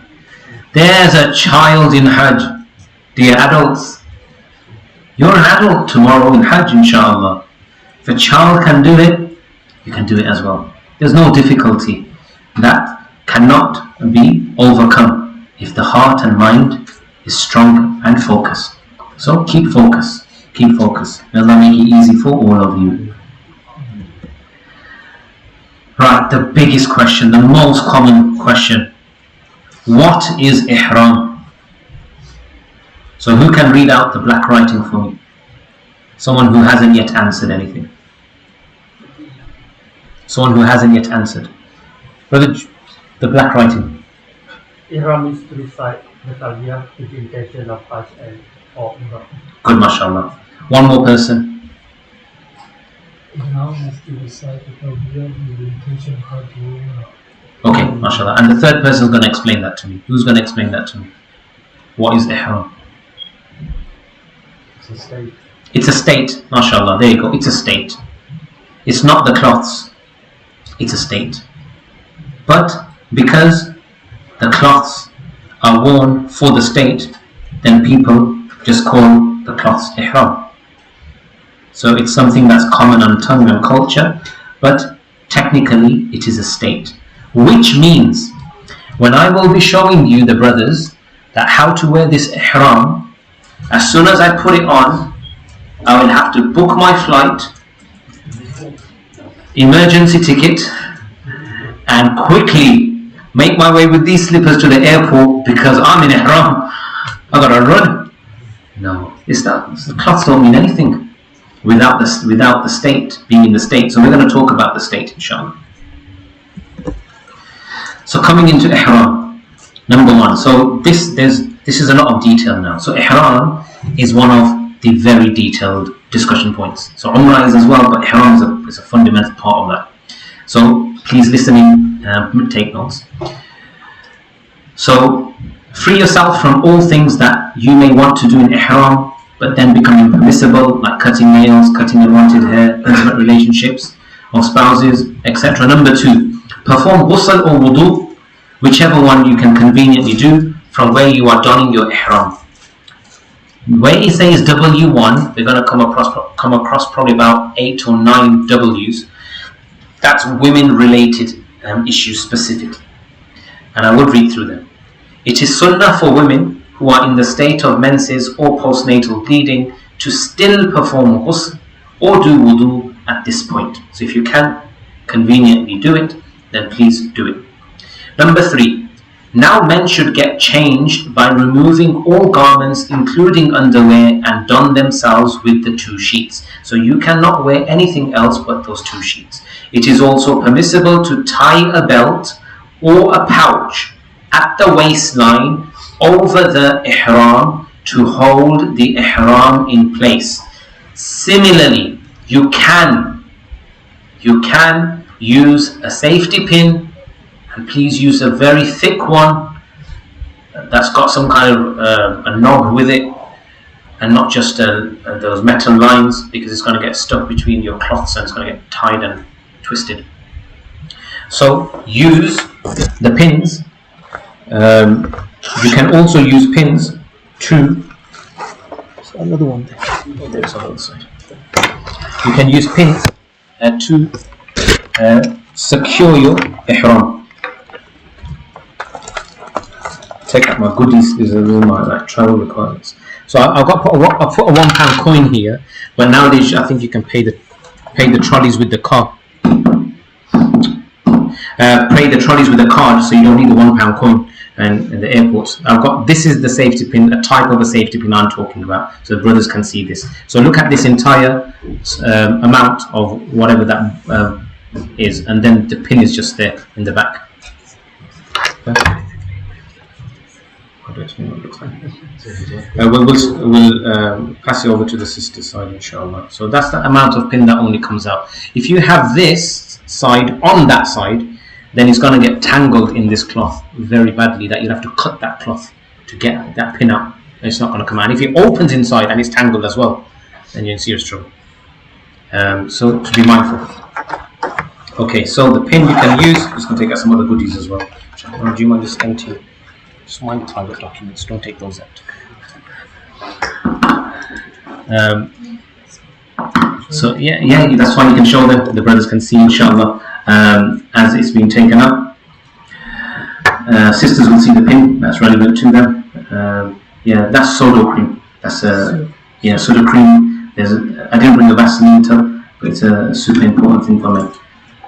We'll get to that, inshallah. So, so I've got some painkillers there as well, just in case I'm traveling with women. No, I'm joking. Just in case I get a headache on the way.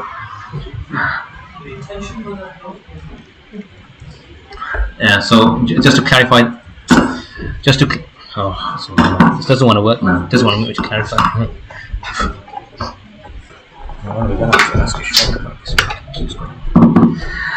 Just to clarify that point, Alhamdulillah, I did Hajj in 2017, and I did it alone, man, with 3 women with me. So I did manage women, and I had to take those tablets.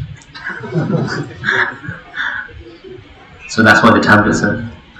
Now, they're a general good thing. Anytime you can have a headache, anything that can happen. So it's good to have the tablets. So on this, if you have a bottom garment that's cylinder shape, so that's fine as well. So don't worry about where the stitches are on that and where it's been. They're just made in cylinder shape, so that's fine. You can use them as well for your bottom garment. Note, it is not impermissible. So can someone rephrase that to me? It is permissible to remove the clothing when you are in ihram. You can remove your ihram, brothers and sisters.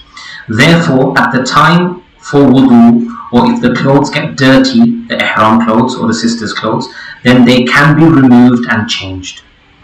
Yeah, I didn't say if they get smelly. Yeah, you can't avoid becoming smelly. Yeah, you have to be smelly. Yeah, you have to have dust in your hair, in your beard, disheveled, not oiled.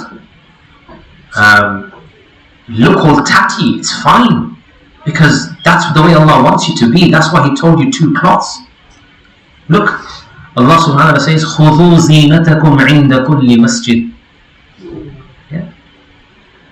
That adopt your beauty in every masjid you go to. Yeah. So the general instruction of the Quran is that beautify yourselves. Yeah. And we قَدْ أَنزَلْنَا عَلَيْكُمْ لِبَاسًا, we sent down clothes for you. يُوَارِي سَوْآتِكُمْ وَرِيشًا, to protect you. Yeah, we've done all this. But when you go for Hajj, this is how Allah wants you to be. This is the way shown by the Prophet of Allah sallallahu alaihi wasallam. So He wants you to look tatty. So be proud of it. Be proud of it. And the reason why you can be comfortable with it, because everybody's like that. So nobody can say anything to you. Note B. Exposing the right shoulder is sunnah only at the time of tawaf. Exposing the right shoulder is sunnah only at the time of tawaf. Okay, let's move on. Second mas'ala for the sisters is, women should wear normal clothing for ihram. They should choose modest and loose clothing. It is permissible to cover the hands and feet, but the face cannot be covered, or shall I say touched, by any physical cloth. However, the veil should ideally still be worn in a way that it does not touch the face. Special caps are available for this, so those that can manage should strive to do this. Number 4. It is impermissible to apply itr to the ihram at this stage. Sorry. It is permissible to apply itr to the ihram at this stage, but make sure to not leave any stains of perfume on the ihram clothes. You can apply oil to the hair and beard at this stage as well. Talking about perfumed oil. Otherwise, oil itself is not an issue. Number 5. Now perform 2 raka'at of nafil salah. Men should cover their head at this stage to perform salah as they are still not in ihram. So even when you're performing the 2 raka'at salah, you are not in ihram yet. So, if you believe, as I do, that it is sunnah to cover your head in salah with the qalam and with the topi, then you will cover it. Once the salah is performed, then remove any head coverings, because you will shortly be activating your ihram, and in ihram the men cannot cover their heads. With other parts we'll get to, inshallah. Women in menses, this is mas'ala number 3. Women in menses or postnatal bleeding do not perform this salah, but come into ihram with the procedure that will be mentioned ahead. The 4th mas'ala for women. Women performing their salah should ensure their face is uncovered after their salah, because now you can't cover it. So if your veil is touching your face, now you have to remove that veil. Number 6. Now make an intention, verbal or non-verbal, and in any language preferred. Now make an intention, verbal or non-verbal, and in any language preferred. Mention Umrah and Hajj in your intention, depending on which you are donning this single ihram for. So who can give me an intention? You just got to read out the slide, but it's that easy. You can cheat as much as you want. So who can give an intention? Someone else who hasn't answered. Are you okay? Can you see it from here? Can you read it from? So can you read that example? No? No, just the English. It's the bullet point above bullet point number 7. Can you see? No, before that. Yes. Okay, that's fine. So, oh Allah, I intend to perform Umrah, if you're just doing Umrah, for example. So if you're going early and you're going to go there, come out of your ihram, then do Hajj later. You don't make niyyah for both ihrams now. You just make the Umrah one. Oh Allah, I intend to perform Umrah, so make it easy for me and accept it. This is can be in any language. Yeah, in Arabic as well. But niyyah hasn't been prescribed in any specific wording in the hadith, which is why this is what the scholars they say. Number 7. Now men will recite the talbiyah aloud and women will recite it softly. Right, testing time of homework. Who's been learning? So who can say? Can I ask the brother in the green? Do you know the talbiyah off by heart? No? Okay. The one next to him? Do you know the talbiyah off by heart? You, my brother, do you know the talbiyah off by heart? Yes? Can you say it nice and loud? Not even louder.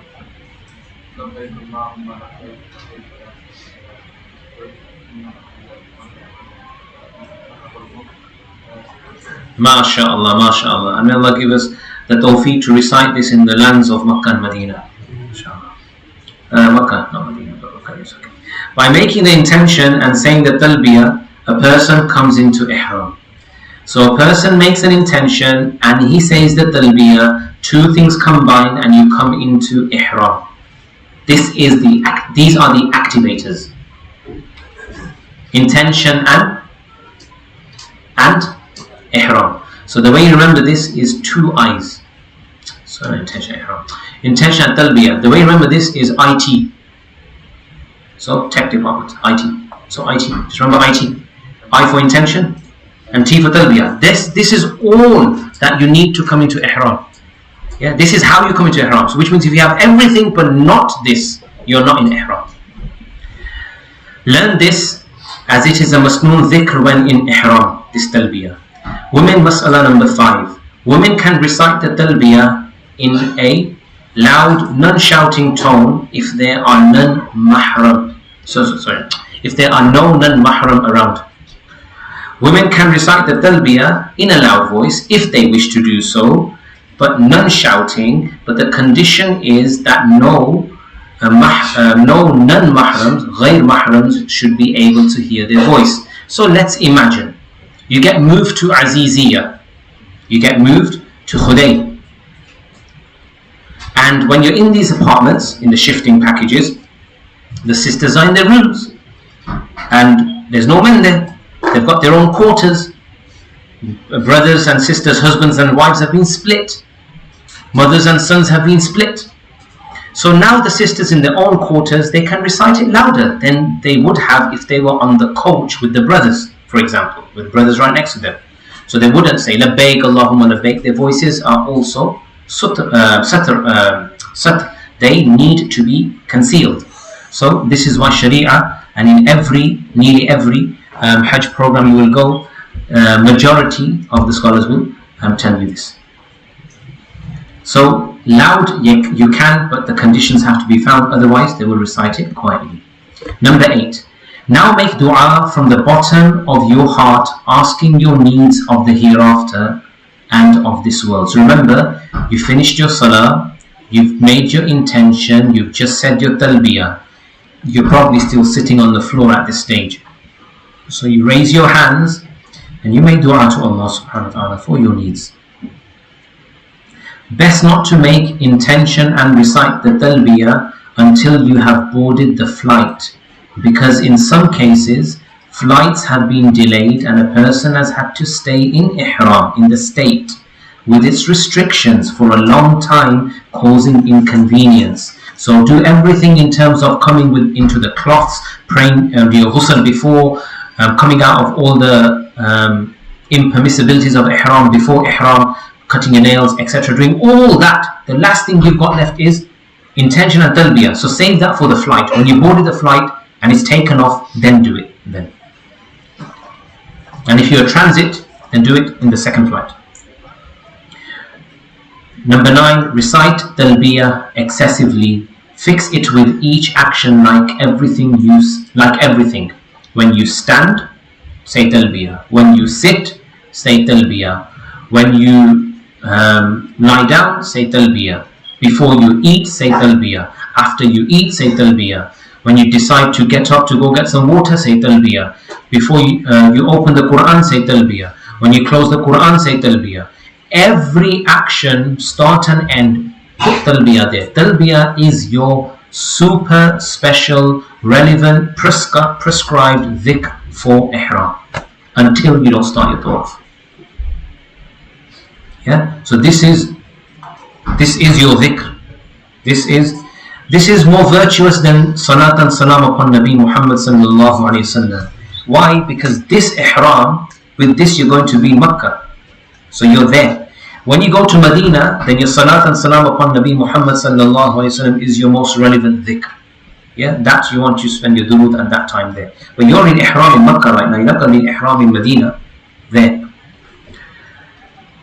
Avoid wasting your time at all costs. Be ready to refuse the headphones on the plane and read the literature you have taken with you again and again.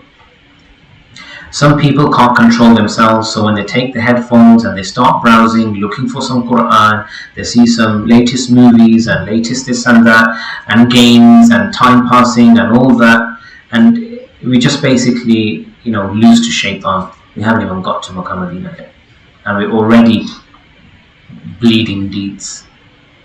So avoid as best as possible. And the final number 9 for coming into ihram is recite that have we already done this? Okay, that's number 9 is done. Now we're going to go through the restrictions of ihram. Number 1, intimacy with spouse as written on the slide. Number 2, any form of application of scent. So I said intimacy because there's brothers and sisters here, but you can read the word. Number 2, any form of application of scent. This you can't do in ihram. Number 3, removing of hair. Intentionally you can't do it. Unintentionally there still will be a penalty of a certain type. But we'll go to that when we get to that, inshallah. So mistakes happen, etc., but it doesn't mean mistakes are just forgiven for the sake of being forgiven, but the state and the action is so superior and divine and delicate that even mistakes may be costly.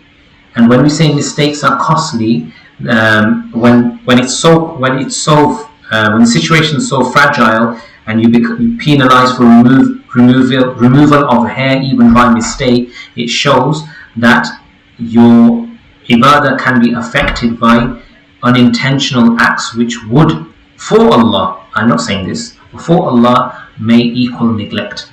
That if you were not this negligent, then this would have not happened, and you had to be more particular, but you weren't.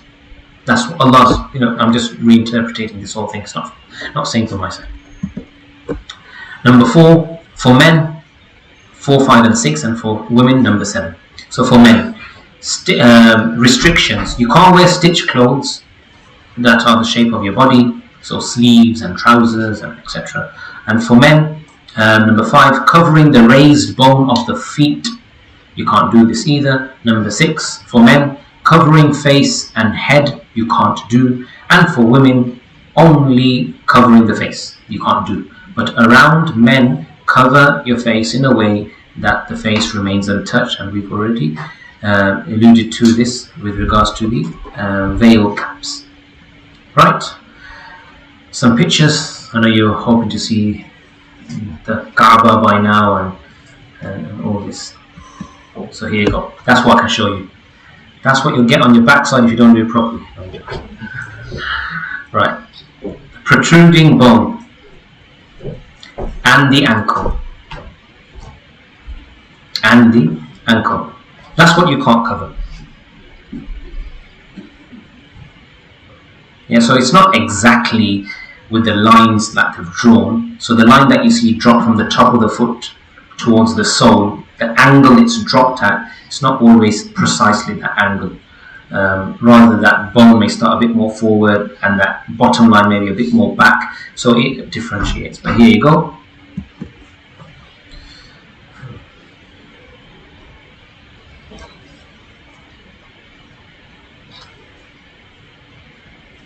The metatarsal bones are the ones 1, 2, 3, 4, 5 that you have labelled in green that cannot be covered in ihram along with your ankles. So ankles are not in this picture, it'll be in the next one, but this is it. Okay, so what you see in red and green, you can't cover this. So why is it red and green? I didn't, take photos of these, or I didn't have no skeletons. I just got these from other ulama's presentation. So red and green, I don't know why they're red and green. No. Yes. Confused there because, okay. From my understanding. Shall I just finish this presentation, this part first? Yeah, I'll take your question, inshallah. Right. Okay. So this is again detailing now not just the metatarsal bones, but also the ankle area as well. Look, heel, it doesn't mention here heel, and a lot of ulama have given permission for the heel to be covered. It's fine, but they say that if the heel can be exposed, which is the back of the heel, then that's even better. So when the slippers you wear is fine. But some ulama have given permission for those rubber socks, those leather socks, so they just cover literally your sole of your foot. So you just flick them a bit onto your back and they catch your heel a little bit, yeah, and they catch all your toes and the heel, but they've got a nice big gap that keeps your bones, the protruding bones seen, and your ankle seen as well. So who will wear that on a walk from Muzdalifah to Makkah? I don't know, but maybe you might wear them in the haram, in ihram. So I don't want to be barefoot, I want to wear these because my sole of my feet is really aching, hurting. On that point, I'll just mention to you that If you have problems, like, so what's the name when your heel hurts and your calf tightens? Plantar fasciitis. Okay, we got that. Okay, so if you have that, or you have any other soft meat on your soles, now look, walking in your slippers, you will not feel that. When you go down the marble and you walk and you walk and you walk, you will realize whether you've got soft flesh there or hard meat there. Yeah, so you won't know that. But what I would advise you, or what I would tell you is that if that's going to disable you, that pain from fulfilling the rites, then before you get to that stage and you start getting signs of aching heels just after 2 rounds of tawaf, and you've got 5 more to go, and then there's sa'i as well, and then there's a walk back to the hotel. If you're getting signs, then as long as your slippers or your footwear doesn't have any technical impurities on them, like blood, urine, feces, then you can put them, and dirt, just for the sanctity of the masjid, then you can put them on, wear them even in the haram as well. You can wear them in the haram as well. The reason why we don't do that is because we don't wear it in these masajid, yeah, but they've got carpets. Imagine they only had tiles and not carpet. Then would you not? What about if you had problems like we just mentioned earlier? Then what would you do? Would you be allowed to come in on the tiles? Then how would everyone perceive you? That look, we're not wearing anything. So there's so many things. If I wear socks, I slip on the tile. So can I have to be without socks on? But then I can't do it because I've got dry skin. And so there's so many scenarios. So it's permissible. Okay, that's all I wanted to say at this point. Now I'm going to take your question. From my understanding is that this goal, this person formula is the navigation. This needs to be open. That's what my understanding is. Okay, so these diagrams, they have been drawn by Darul Iftaz. So Darul Iftaz, they are a body of muftis that make the decision, again in collaboration with doctors like yourselves, to come to the right decision. But if you still have any doubt, then personally refer to a mufti, show him your footwear, and you can ask whether that is relevant for you or not. Alright, permissibilities. We're nearly there in Jeddah, don't worry, brothers. Permissibilities for men: covering of feet with blanket or quilt. This is permissible. To rest the head or cheeks on the pillow. This is permissible. So when I say, for men, for women, covering of the feet was never impermissible anyway. We said feet and hands. That's why we said for men, covering of the feet with a blanket and quilt is permissible. Number 2 onwards is for everyone. To rest the head or cheeks on the pillow. This is permissible. Covering of face, head unintentionally during sleep. This will not be impermissible. Falling of hair without intent in your sleep, so you're not even awake. This is fine. Wearing of rings, watches, glasses, sunglasses to protect your eyes from the sun. This is permissible. No, but you can't wear caps. Yeah, you can't wear sun caps or things like that because again, you can't cover your hair. But we're talking about glasses. Number 6, to change one's garments. This is permissible as well. That's your 6 permissible things. Right, before we move on to Jeddah, I know I keep saying we're going to close at this, have the Q&A at the sections, but because it's relevant, anybody has any questions on that detailed ihram presentation? Yes. Yep. Okay, you want to copy? Okay. The things I want you to see what's on the next slide. Okay, if the sisters have questions, then have they got notes? Pens. You just pass it on under the board, maybe a group of pens. So inshallah, the sisters are going to get a notepad, and hopefully you have pens. Please come to get some pens. Sorry, brother. If you can avoid looking, my brother. I know you want to call her, but you can do that via phone as well, because there's other sisters there. Reasons. Can you wear this? Yes, you can. Compression. Yes, you can. You can wear compression, cough coverings as well, as long as they don't get to your ankle. So can you put the Before you can, yes. When I went for Umrah 2 years ago now, when I went for Umrah, and subhanallah, you know, okay, I'm not talking about whether it's permissible within the Hanafi fiqh or not, I'm just telling you what I saw. So you know those brothers, those youngsters that push the wheelchairs around? So he was on the wheelchair floor, and before him I saw someone doing the tawaf, and they looked like this couple from back home, and the back of his heel was bleeding, and his slippers were clogged to the blood that was pouring into the slipper, and he was in that tawaf, and he stopped, and I saw him when I came across. I said to him, please go to the side, do your wudu, and I stop this bleeding, do your wudu again, and restart this round from here again. So that's one. But then I saw another one later. It was those Ministry of Hajj waistcoat youngsters pushing the wheelchair around, and he had shin pads the other way around.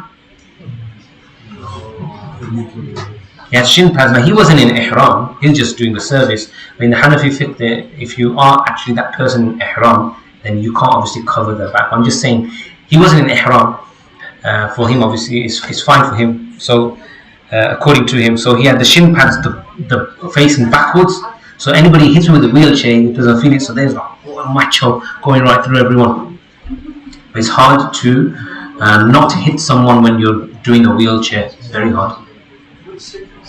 Sorry, say that again? Yes.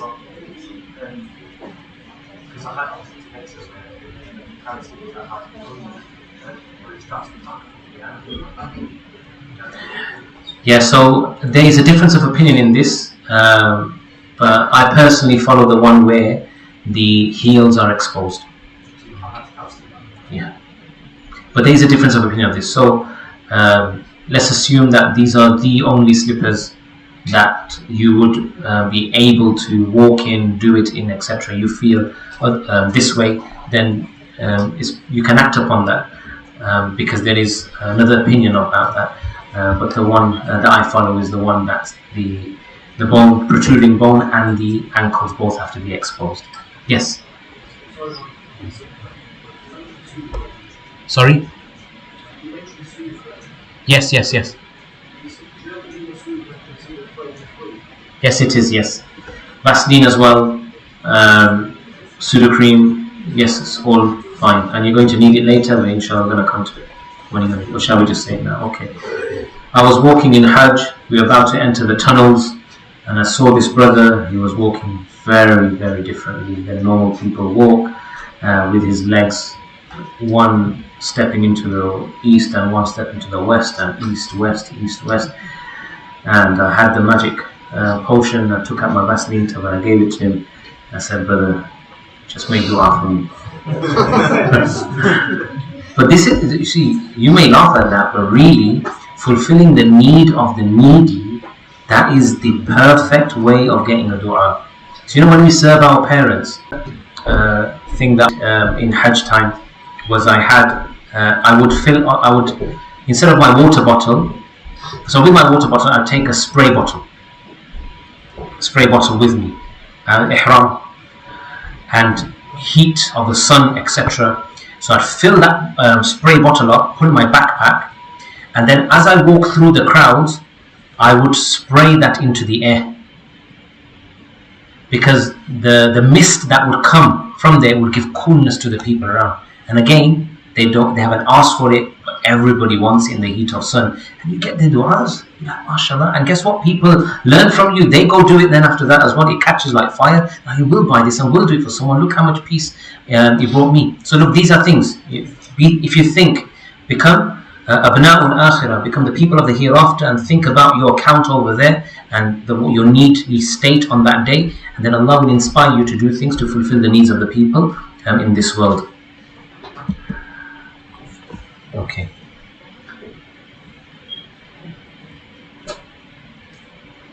For women's socks, socks are allowed. Tawaf time definitely. I just be very wary with your normal cotton socks because you can easily slip. And even though there's hot weather and the cleaners are there and they're wiping away the water, still water residue on the floor can be possible. So if you are going to buy socks, probably get mountaineering socks, those that have the grip and that different material on the bottom that sticks to the floor when you wear it bare with the socks.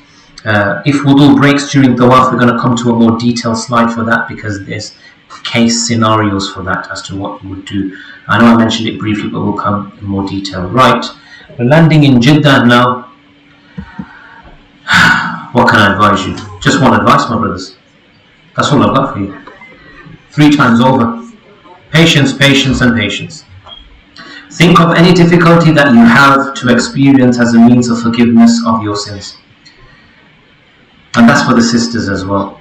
Both, sisters can make their lives of their husbands easier by withholding the urge, suppressing the urge to point out something that's gone wrong.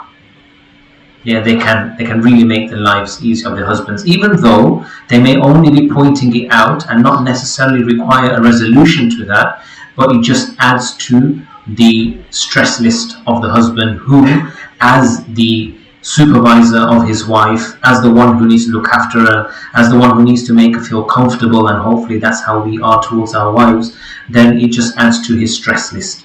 Yeah, so if you can just not make him notice which is not noticeable, then that will help. Especially if you're willing to endure that anyway, then just don't mention it and enjoy it, and your ajr is with Allah subhanahu wa ta'ala.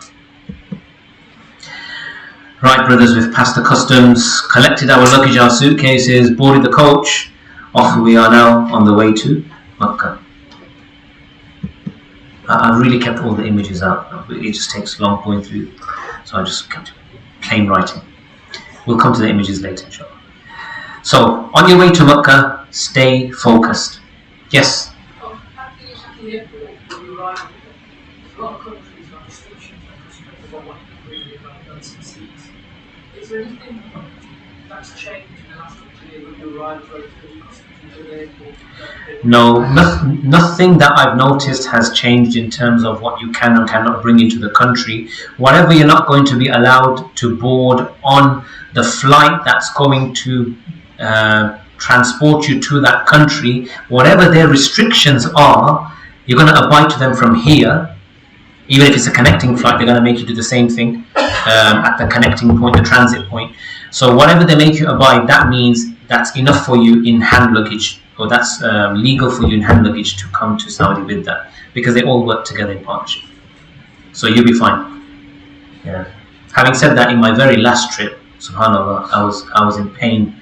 Yeah, I mentioned it after my Umrah trip as well. It just shows where my heart is attached. I had this perfect nail clipper, and this is the first time I did Umrah without my wife. And I took that nail clipper with me in my hand luggage. Normally she sorts out my hand luggage for me. And subhanAllah, I got to the customer at the airport, they're like, "What's this?" I threw it like on the floor, like, and now go. I cut my heart open with that nail clipper. It's so convenient. Sometimes you come across those things which are so convenient for you. So just don't make that mistake. Involve your wives. Continue reciting talbiyah. So on your way to Makkah, look, you're in ihram. From the point you came into ihram from UK, your dhikr of talbiyah began.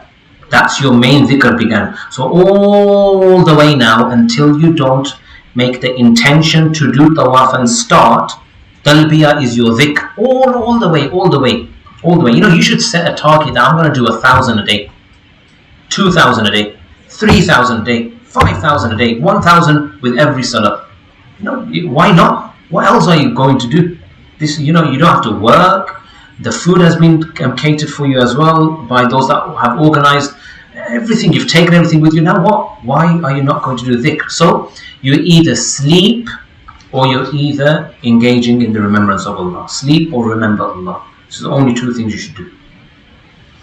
So men should recite the talbiyah in a loud voice, women in a soft voice. It is against sunnah to recite talbiyah collectively, which you see very commonly happening in coaches. Yeah, everyone starts reciting. So one brother starts labbaik Allahumma labbaik, and then everyone starts labbaik Allahumma labbaik. Then guess what happens? He ties out after 3 of those, and the next one gets motivated. Labbaik Allahumma labbaik. So the one's already tired. He's like, no, my time out right now. You guys carry on with this one, and then everyone's. So look, if we say loud to motivate, that's fine. But then rhythmatically, collectively doing it. So it was never heard of in the time of Rasulullah sallallahu alaihi wasallam intentional collective dhikr like this. That's all we're saying, yeah. But yes, the Sahaba one time will say, all of them say Allahu Akbar, and these that you may see that as collective dhikr, but it's not intentionally collective. It is that which is in a spur of the moment, and everybody feels like that, so everybody says it. Dear travellers, you have reached Makkah. Alhamdulillah, it's been a hard journey. We started this travel at 1:45 p.m. and 2:45 p.m, 3:45 p.m, 2 hours 5 minutes into this, and we're finally at Makkah. Are you ready? Okay. And that's how you feel sometimes. You know, before you get this one, let me take that screen off. Your minds are going to become so okay. That's how you feel. When you get to Makkah, you're like, I'm tired now, but I've got to do 7 rounds. Where's my luggage going to go? Then the sa'i as well. How's all this going to happen? Sometimes you feel very exhausted. Look, take a breath, trust in Allah, take it in your stride. Allah's made it easy for you until here. He's going to make it easy for you ahead. Having said that, be smart. If you're tired, you haven't had good sleep the night before your travel, sleep in the plane. Yeah, don't be soldier. I'm going to stay awake, finish 5 juz of the Quran, go over this book 10 times, and then land in Makkah and do everything. So you'll be exhausted probably by then. Yeah, you all know your capacities at Makkah. Remember, we want to get into the Haram. Yeah, we're excited. Free yourselves from your necessities and then head to perform your Umrah. It is preferable to enter the masjid as soon as you arrive. Preferable. However, it is not necessary to perform Umrah straight away. If you are tired, then you can take rest as well. The women mas'ala number 6. Women in their menses or postnatal bleeding should not enter the masjid until they have come out of this state. However, they need to still abide by all the prohibitions of ihram, because you've passed them.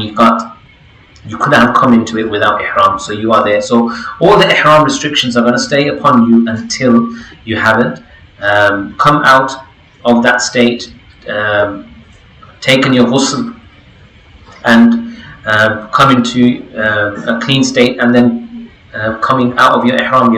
Until you're not there, then you're going to have to stay in that state. Do not miss a single salah with jama'ah. The reward of one salah performed in Masjid al-Haram is 100,000 times. If you perform that with jama'ah, then it's multiplied to a minimum of 25 times, which now your one fard salah becomes 250,000 times 1. So how could we ever miss one salah in the Masjid al-Haram when we're there? How could we be neglectful? How can we give priority to the queues, to takeaways, to shoppings, to strollings, to planning our ziyarah in a way where it's going to cross over salahs and we're just going to pray them outside somewhere in another masjid, a local masjid outside somewhere? So just try and be conscious of what deeds are going to bring me closest to Allah. You going for ziyarah, again, I'm not undermining this. I go for ziyarah every time I go, with good intentions. So I'm not undermining it. But you going for ziyarah and missing your fard salah in the haram, your fard salah with jama'ah in the haram, you have to ask yourself the question, was seeing Mount Hira where the revelation started, was observing that and seeing that. I didn't even climb up there. I didn't have the energy. Just seeing it. Is that more virtuous for you? Is that really going to bring you more closer to Allah than that one fard salah in Masjid al-Haram? Is it just about emotion, sentiment? I can say I've seen it in my life, I can say that. Is that all we're going for? Again, where's our intentions? So we have to really be the people of the hereafter and see which deed is going to bring me closest to Allah and engage in that deed. Do that. We will come there, but just in case I miss it. The greatest worship in the Haram of Makkah is Tawaf. This is above your nafl, and this is above your tilawah, and this is above your any other salah and any other dhikr. Tawaf. Because you cannot do that ibadah anywhere else in the world. That's why. So when you're there, save your energy for that. But if you're going to, if it's a day and a half before Hajj, then don't overdo it, because there's going to be some long walkings that are going to start happening after that point. The next thing is control your gazes. Let not shaitan and nafs get the better of you and ruin your Hajj. Control your gazes. I'm just going to quickly give you something to think about. Sayyidah Aisha radiallahu ta'ala anha, when speaking to Rasulullah sallallahu alayhi wasallam, upon Rasulullah sallallahu alayhi wasallam mentioning that everybody on the day of judgment will be raised bare-skinned, none clothed, nothing. So she, out of modesty, and may Allah grant all modesty, men and women both, may Allah grant all modesty. She only said that because to be none clothed, bare skin, exposing your aurah is not the natural state, the desired state. Even Hawa and Adam alayhi salam, as a punishment for listening to shaitan, Allah exposed them and made them non-clothed. Then they covered themselves with leaves the size of the ears of elephants, large leaves. So exposure of one's body, pure skin, this is not praiseworthy. Not even when you're in public and not even when you're on your own.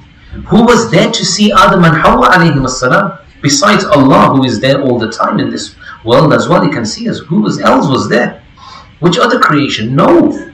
In Jannah it was those two. But still they're covering. Still they don't want to remain bare-skinned. Khair, she said to Rasulullah sallallahu alayhi wasallam, will we be really bare-skinned on that day? Because she couldn't imagine that how would it be. So Rasulullah sallallahu alayhi wasallam said, yes, you will. All will. But the matter of that day will be gravely concerning. And that matter will occupy the mind so much that a person will not be even concerned or won't even notice anyone around them. That's how concerned they will be. So when we go for Hajj, and we need to control our gazes, the only way we can control our gazes when we are in Hajj is by something overtaking our mind. So did we not do enough slides and spend enough time on preparation? Did we not discuss enough things that you, brothers and sisters going, can say that, you know what, I don't know what to think about. I don't know what can overtake my mind. Is there more preparation slides that I need to put in here, more mental things that I need to put in here, focus points here? So really we have enough we need to obey Allah. We just need to be focused and want it, and Allah will help us. Number 2, when you intend to go to the masjid, then it is best to perform wudu from the hotel. Yeah, because they are your room, your toilets, your bathroom. If you use the ones of the haram, again, the residue, excess of water on the floor, and yes, the cleaners do their best, but still you may slip. The queues, the smell, everything put together makes it harder and less convenient than that to do from the hotel. So we're saying hotel here because you may go to the hotel first, and the coach may stop there, everybody's luggage is out, and then you go. If you're tired, can you go rest first? Yes, you can. You don't need to go for Umrah straight away. Can you go after half a day, 1 day? Yes, you still can. Any days, amount of days. Can you go after you eat? Yes, you can.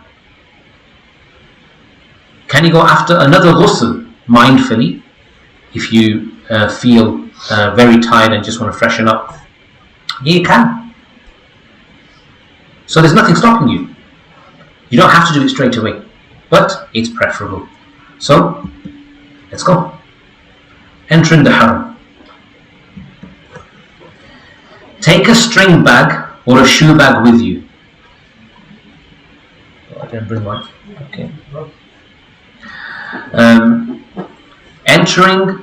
Enter reading the Masnoon Ad'iyah for when entering a masjid.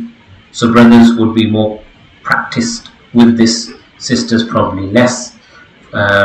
So learn the du'as because you will be entering it there regularly, so you will want to know these du'as.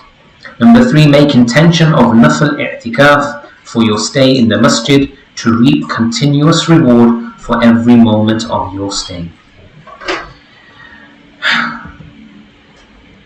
Sighting the Kaaba. Move towards the Kaaba with a lot of respect and love in your heart.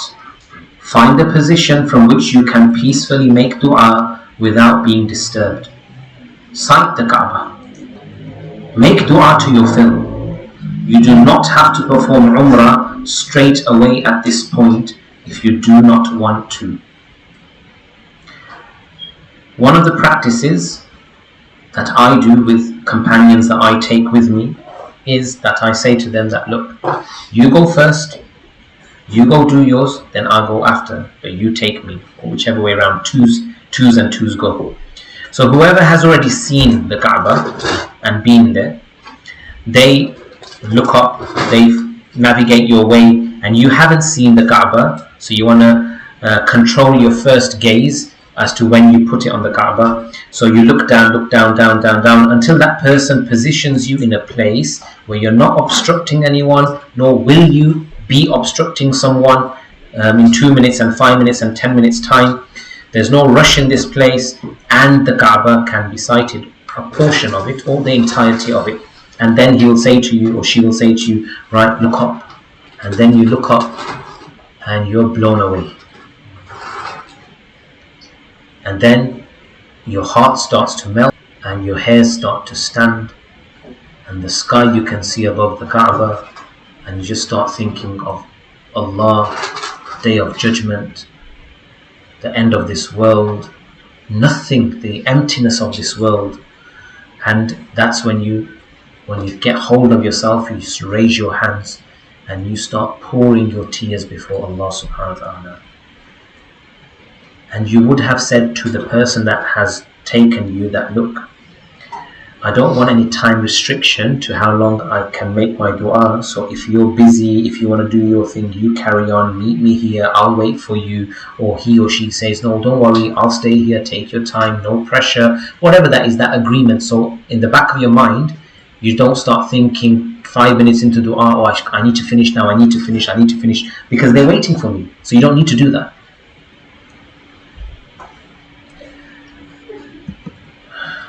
Right. Okay. We've done our dua. Now we need to do our tawaf. So we're going to show some images inshallah first before we do the tawaf.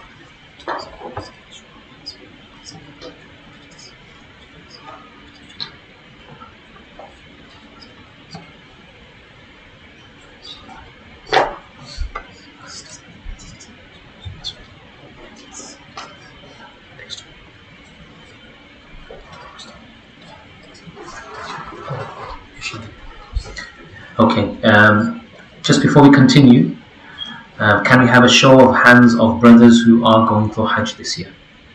Just so we can count how many Hajj packs we need. SubhanAllah, we're going to do a lot of counting there. And for the sisters, if there's a responsible sister on that side, if she can take the count, please. And you can raise your hand now, that sister, for the other sisters. And you can take the count and maybe slip a note onto this side so we can just prepare the Hajj packs.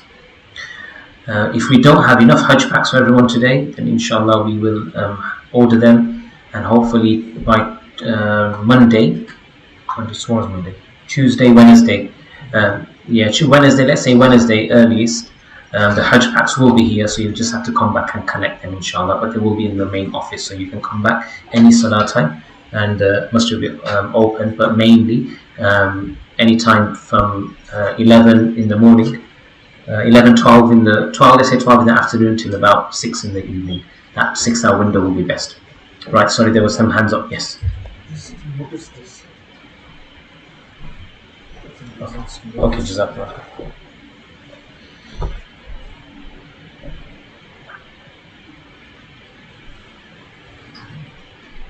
Yes, sisters can wear undercaps and the scarf. Meaning, you for sisters and for sisters anyway, you can clothe as many layers of clothing you'd like. You can clothe with as many layers of clothing you'd like. So undercaps, underscarves, because they're convenient, they cover the hair. I understand. It's absolutely fine. Only for the brothers we're saying 2 cloths. For sisters, there's no limit of the amount of cloths. With regards to your cream for arthritis, which has a strong odor, if this notebook is put back to you, could you just kindly write that name of that cream down along with an email, so inshallah we can get back to you on that. Jazakallah. So if there wasn't a responsible sister on that side, I'm not sure. Doctor, if you can put it onto this, Jazakallah. Then if you can just write on this pad the amount of names that are going from your sisters, and then just send it back to this side. Okay, right, continuing. So I'm not going to explain that. You've already seen a lot of it. You've observed it. It's been there for a very long time. Let's move on. Okay. From what we saw to what is real life. So here was what we saw. All I want you to notice here is the golden door on this Kaaba. The golden door, yeah? And the Hajar Aswad, its location to the golden door. So it's right next to the golden door. And Rukn Yamani is the corner that is the one, if you were coming anti-clockwise and you came to the corner before the Hajar Aswad, it says Yamani corner. That corner is called Yamani corner. There's relevance to that. That's why I'm mentioning it. I'll mention it a bit later. So Yamani corner, then you have Blackstone corner. So these are corners that are next to one another. And when you go to the next 2 corners, you've got the Hatim. That's shaped, pointing towards those 2 corners. So that's your 4 corners. Easy to remember. 2 corners, you're going to have that building, and the other 2 corners, you're going to have Rukn Yamani and the Blackstone. Now here, can anyone see the Hajar Aswad? Quickly. No.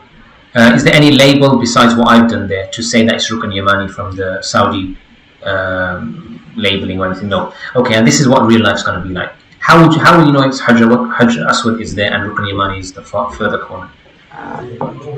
That's it, the door. Yeah, so when you see the side of the Kaaba and you can see the door, then you know where you are. Okay, and something more real life again. That's probably not as busy.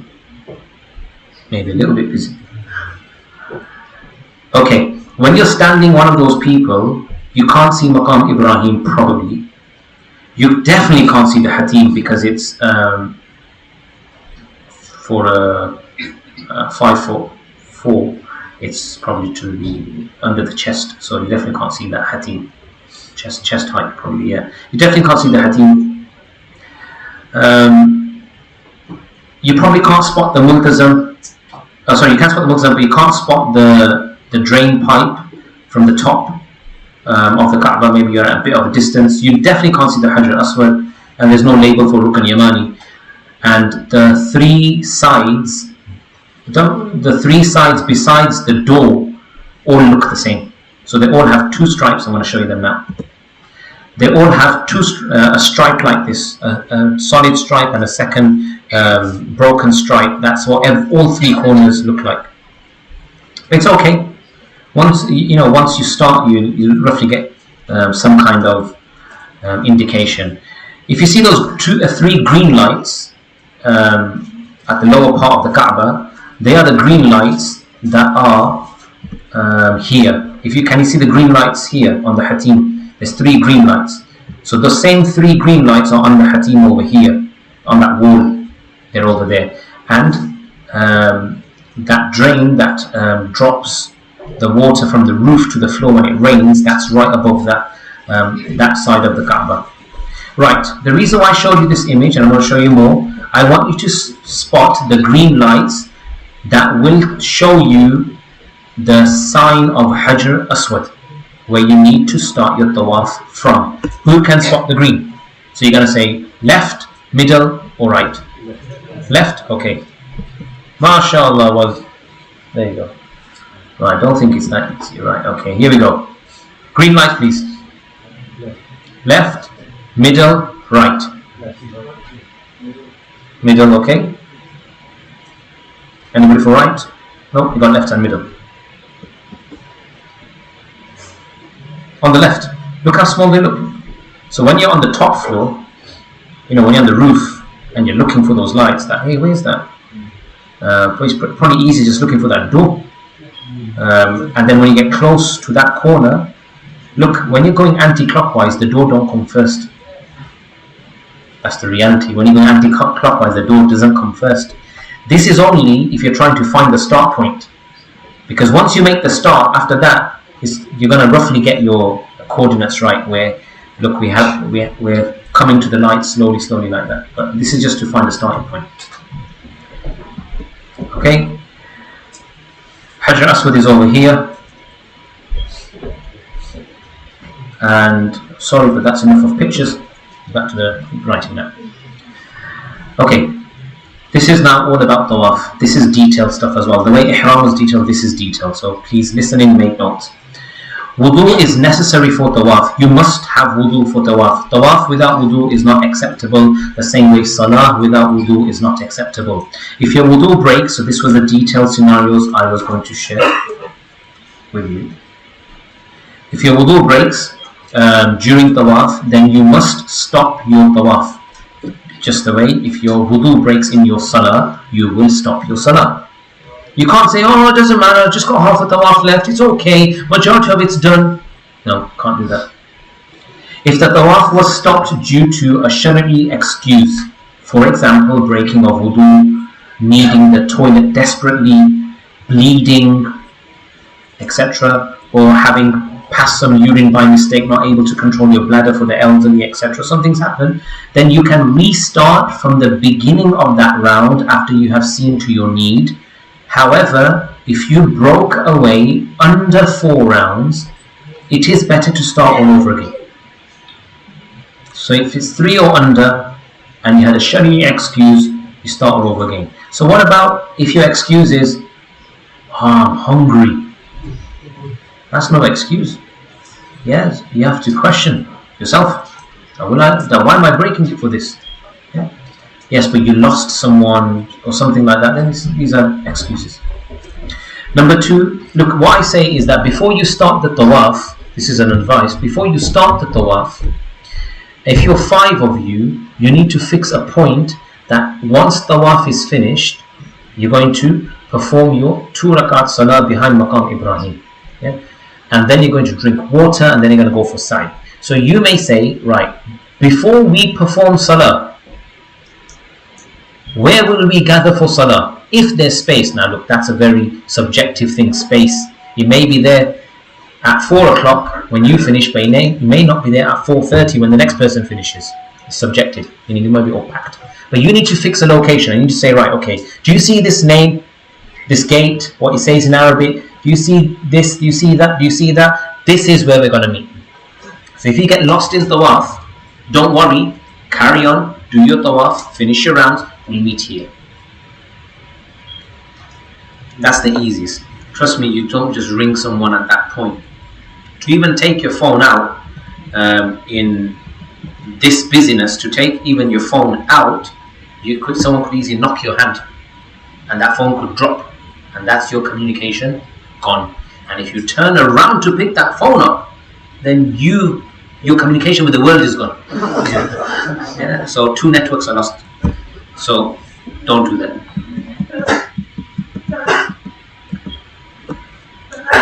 So that's why I say that make sure you fix with someone, whoever you're with, where you're going to stop after you've completed that. Number 2 is stop your talbiyah. So look, wudu is necessary, that's all we've said. We haven't even started tawaf yet. We're saying stop your talbiyah and make intention of tawaf, because that's where your dhikr of tawaf is going to stop now, because now you're doing all the things to come out of ihram. Number 3, tawaf starts and ends at the Hajr Aswad. So it's best to find its location first. You will find it opposite to green lights. We've already done that exercise. Number 4, intention is a precondition for tawaf. So make sure you intend verbally or non-verbally. Number 5, Tiba is sunnah for all 7 rounds.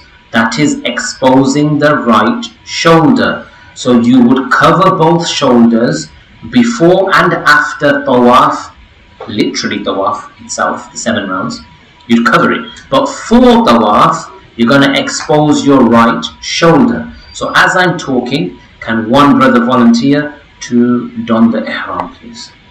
As I'm talking, then he will show us all once he's ready. So who's going to volunteer to don the ihram on top of their clothes right now? Who's going to show us right now? So I'm going to carry this talking. The thing is, we ain't got time to stop and pause. So I won't show you, you will show me. Who's going to do it, inshallah? What's up, bismillah? Well, shall we use the masjid one? Use the masjid one.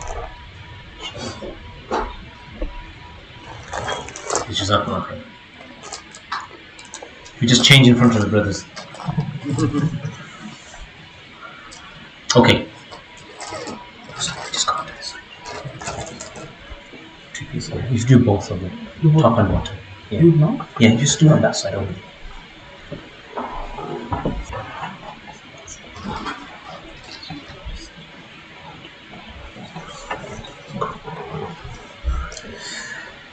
So, Tiba is sunnah for all 7 rounds. That's exposing the right shoulder. And we will ask Dr. Saab here to please expose his shoulder. Brothers can watch him whilst he's wearing his ihram to just see some techniques of tightening that bottom garment. And again, whoever wants to actually try, you can try here as well whilst the presentation is going on. Ram is sunnah in the first 3 rounds. Ram is sunnah in the first 3 rounds. Yes, perfect. So that's the right shoulder. That's for the brothers. You can see. That's the right. We agree that's the right shoulder? Yeah? And that's the only one. Now, how are you going to remember you should expose your right and not your left? Right, who can quickly tell us? How will you remember that? This is a confusion point.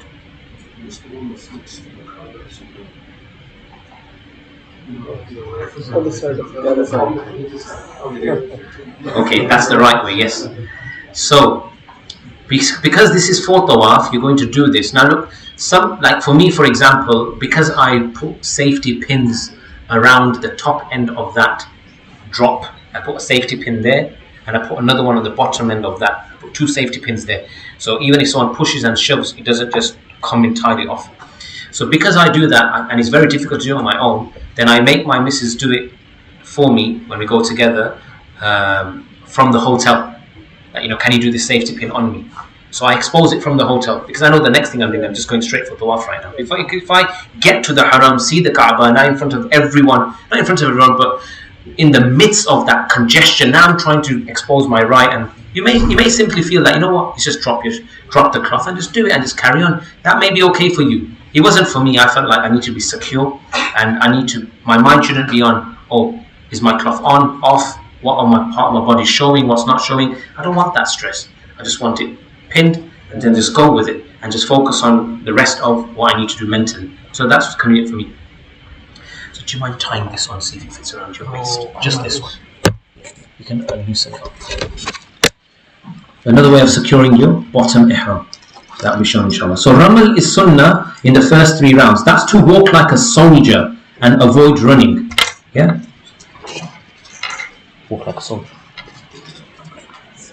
Yeah, so walk like a soldier is your left, right, left, right, left, right. Yeah, it's that bit of a bounce. Yeah, you got the bit of a bounce.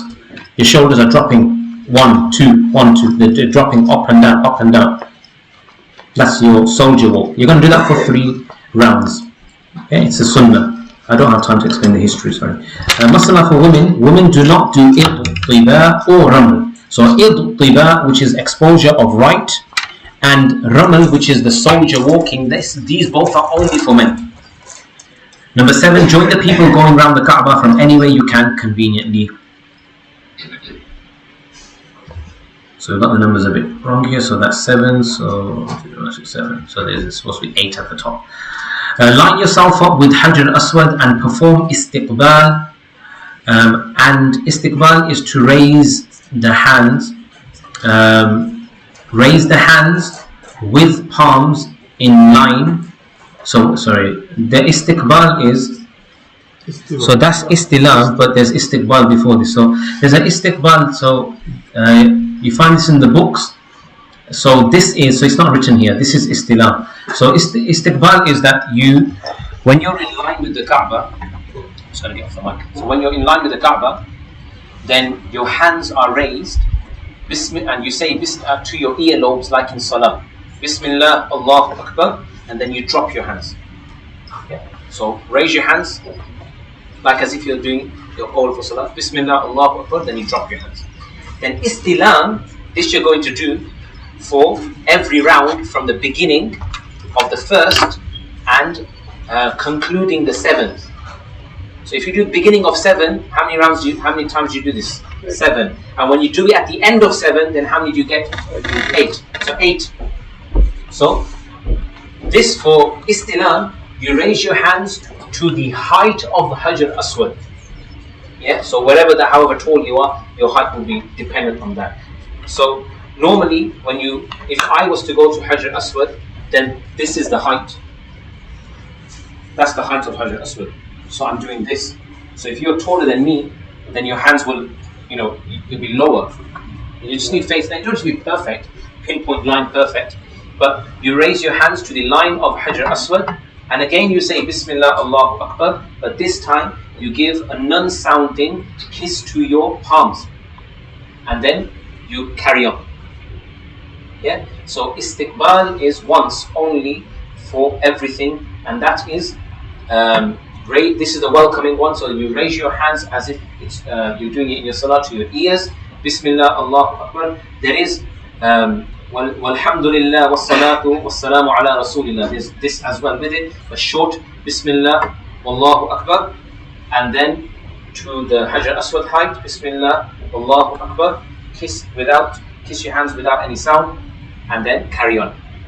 Just one thing I want to mention again, so I'm going to mention is that every time you do your round, when you get to Hajar Aswad, we're going to mention how you get to there, etc. But just when you get to there, when you need to face the Hajar Aswad, then you pivot. So if Hajar Aswad is there, then I pivot with my waist. My feet stay in this direction. I just pivot with my waist and do. Now I'm only doing istilam, so it's the height of Hajar Aswad. My hands go there first, facing it, and then I say Bismillah, Allahu Akbar. Then I give a non-sounding kiss to my hands, and then I pivot back and carry on. Now, will you get a chance to just pause, Bismillah, Allahu Akbar, and now move on? There's no guarantee. Normally, what people do is they keep walking, but they slow the pace. So you will see that the biggest congestion around the Kaaba is at that approach of the Hajar Aswad and the passing of the Hajar Aswad point, because everyone slows down. Because what people want to do is they want to turn entirely to the Kaaba, to the Hajar Aswad like this. Now imagine, you're walking, right, and people just turn like this, and imagine everyone turns like this. What's going to happen to that side? Dead, and then the people behind, and the behind. So it's very dangerous. So keep that way, but just pivot and move on. Pivot and move on. So pivot, you do it, Bismillah, Allahu Akbar, and just move on. So that's every round, that's what you're going to do. Yes, can you see this belt? So the belt is tied to the bottom, ihram, for further stability. Again, safety pins can be used as well. That's it. Does anybody else want to try on this whilst we're doing the presentation? Are you all confident? Yeah, you can do it, inshallah. Yeah, Dr. Sab, if you can just show your method of just how you tighten that middle waist thing without that. Just open it up and just show it. Just turn around to them, inshallah. Just you can just speak to them as well. Yeah, that's fine. Please come on. What you do is do your two leaves like this. Put one on your right side, one on the left. Because I'm right-handed, that's why I do that. And then I pull it towards each other, and then just roll this on. Now there is one technical issue there, because you've tightened your ihram with the legs close to each other. You don't get that Stuck. give. So what you do is spread your legs like this. Okay, two leaves like this. One on this side, one on the other side. Then tighten it. Okay, the surface is covered as well, and then you get a lot of weight. Okay, that is just a technique that I love. It is too high, but you don't have to go that high. You can go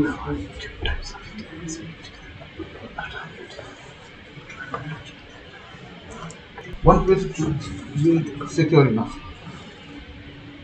There's a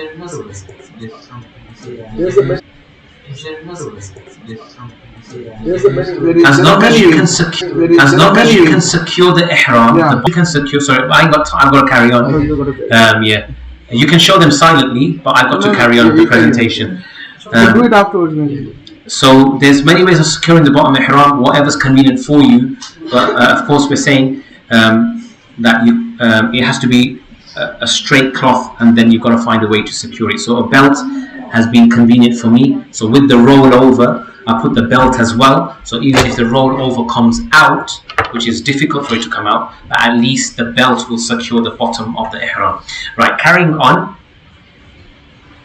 It is impermissible to cause someone inconvenience in trying to get close up to the Kaaba. Don't do something haram in order to do something which is halal. To kiss the Hajr Aswad is sunnah, but to cause harm is impermissible. Again, nowadays the Hajr Aswad, the Kaaba, the cloth, even the brick of the Kaaba, because it's the cloth, perfume cloth goes over it, it's all perfume. So I know sentimentally we want to touch the Kaaba, and really pre-pandemic it was all possible because you never had to be in ihram to go into the haram. But now that's not the case. Now you have to be in ihram in order to go into the haram. There is no way. But if you're in ihram, you can't perfume. And you can't touch perfume, scent, anything. Then how do you do it? You can't do it. It's simple as that. You cannot touch the Kaaba. How are you going to touch it? I'll tell you one way. But this, I don't know if you have enough time for this. So sisters can do this, but brothers can't. But if you've got enough time, you can. Probably 2 months. So if you had long hair, which is more than an inch, because an inch, to cut an inch off, at least from the quarter of the head is needed. You have to do that for a man to come out of ihram. After he does the Maqam Ibrahim, 2 rakat salah, drinks the water, does the sa'i, then he do Safa side, back into the haram, his head possible easily, because they just need to roll the finger an inch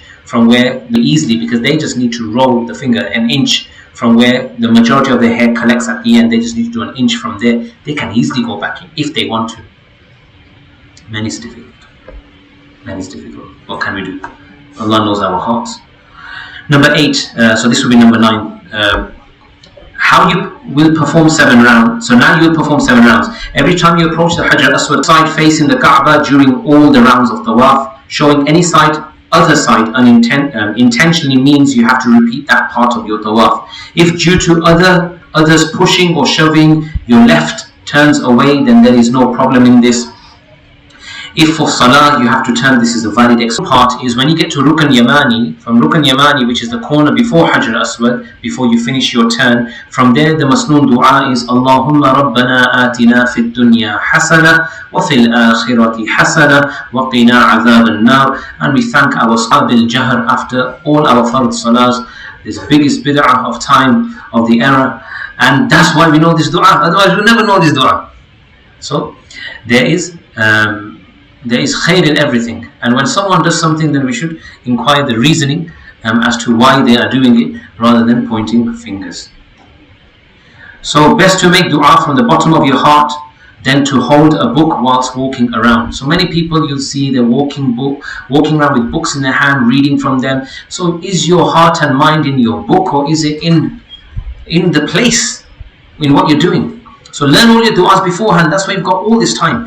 Du'a at this point can be made in any language. So this is not your salah where you can only speak in Arabic. This is tawaf where any language du'a is permissible. Ask for the needs of both worlds.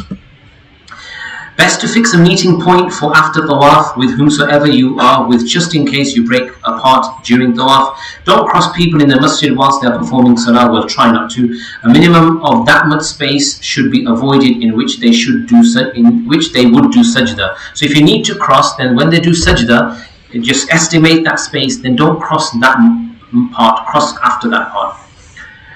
If salah begins, then stop your tawaf when it is, perform salah and then continue from there. If wudu breaks, so we've already done this part.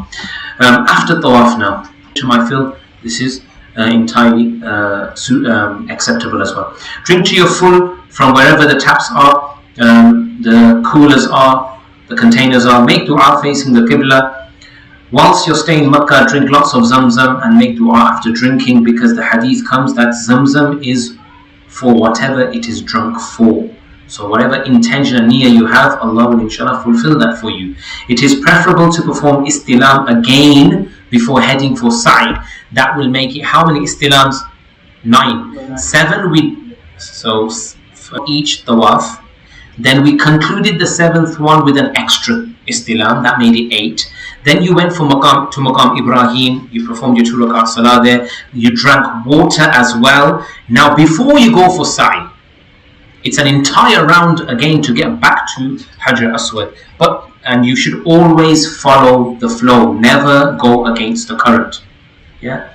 So you follow the flow all the way around again, and you do a 9th istilam. This is preferable mustahab. But again, if you don't have the energy, the time, etc., there are others with you that have needs, then you can move on. We're going to the sa'i. This is Marwa point. This is where Marwa is, even though you're going to start at Safa. And then there's green lights that come in between where the men's jog. Men's jog. They don't race, they don't compete. Women carry on their normal walking.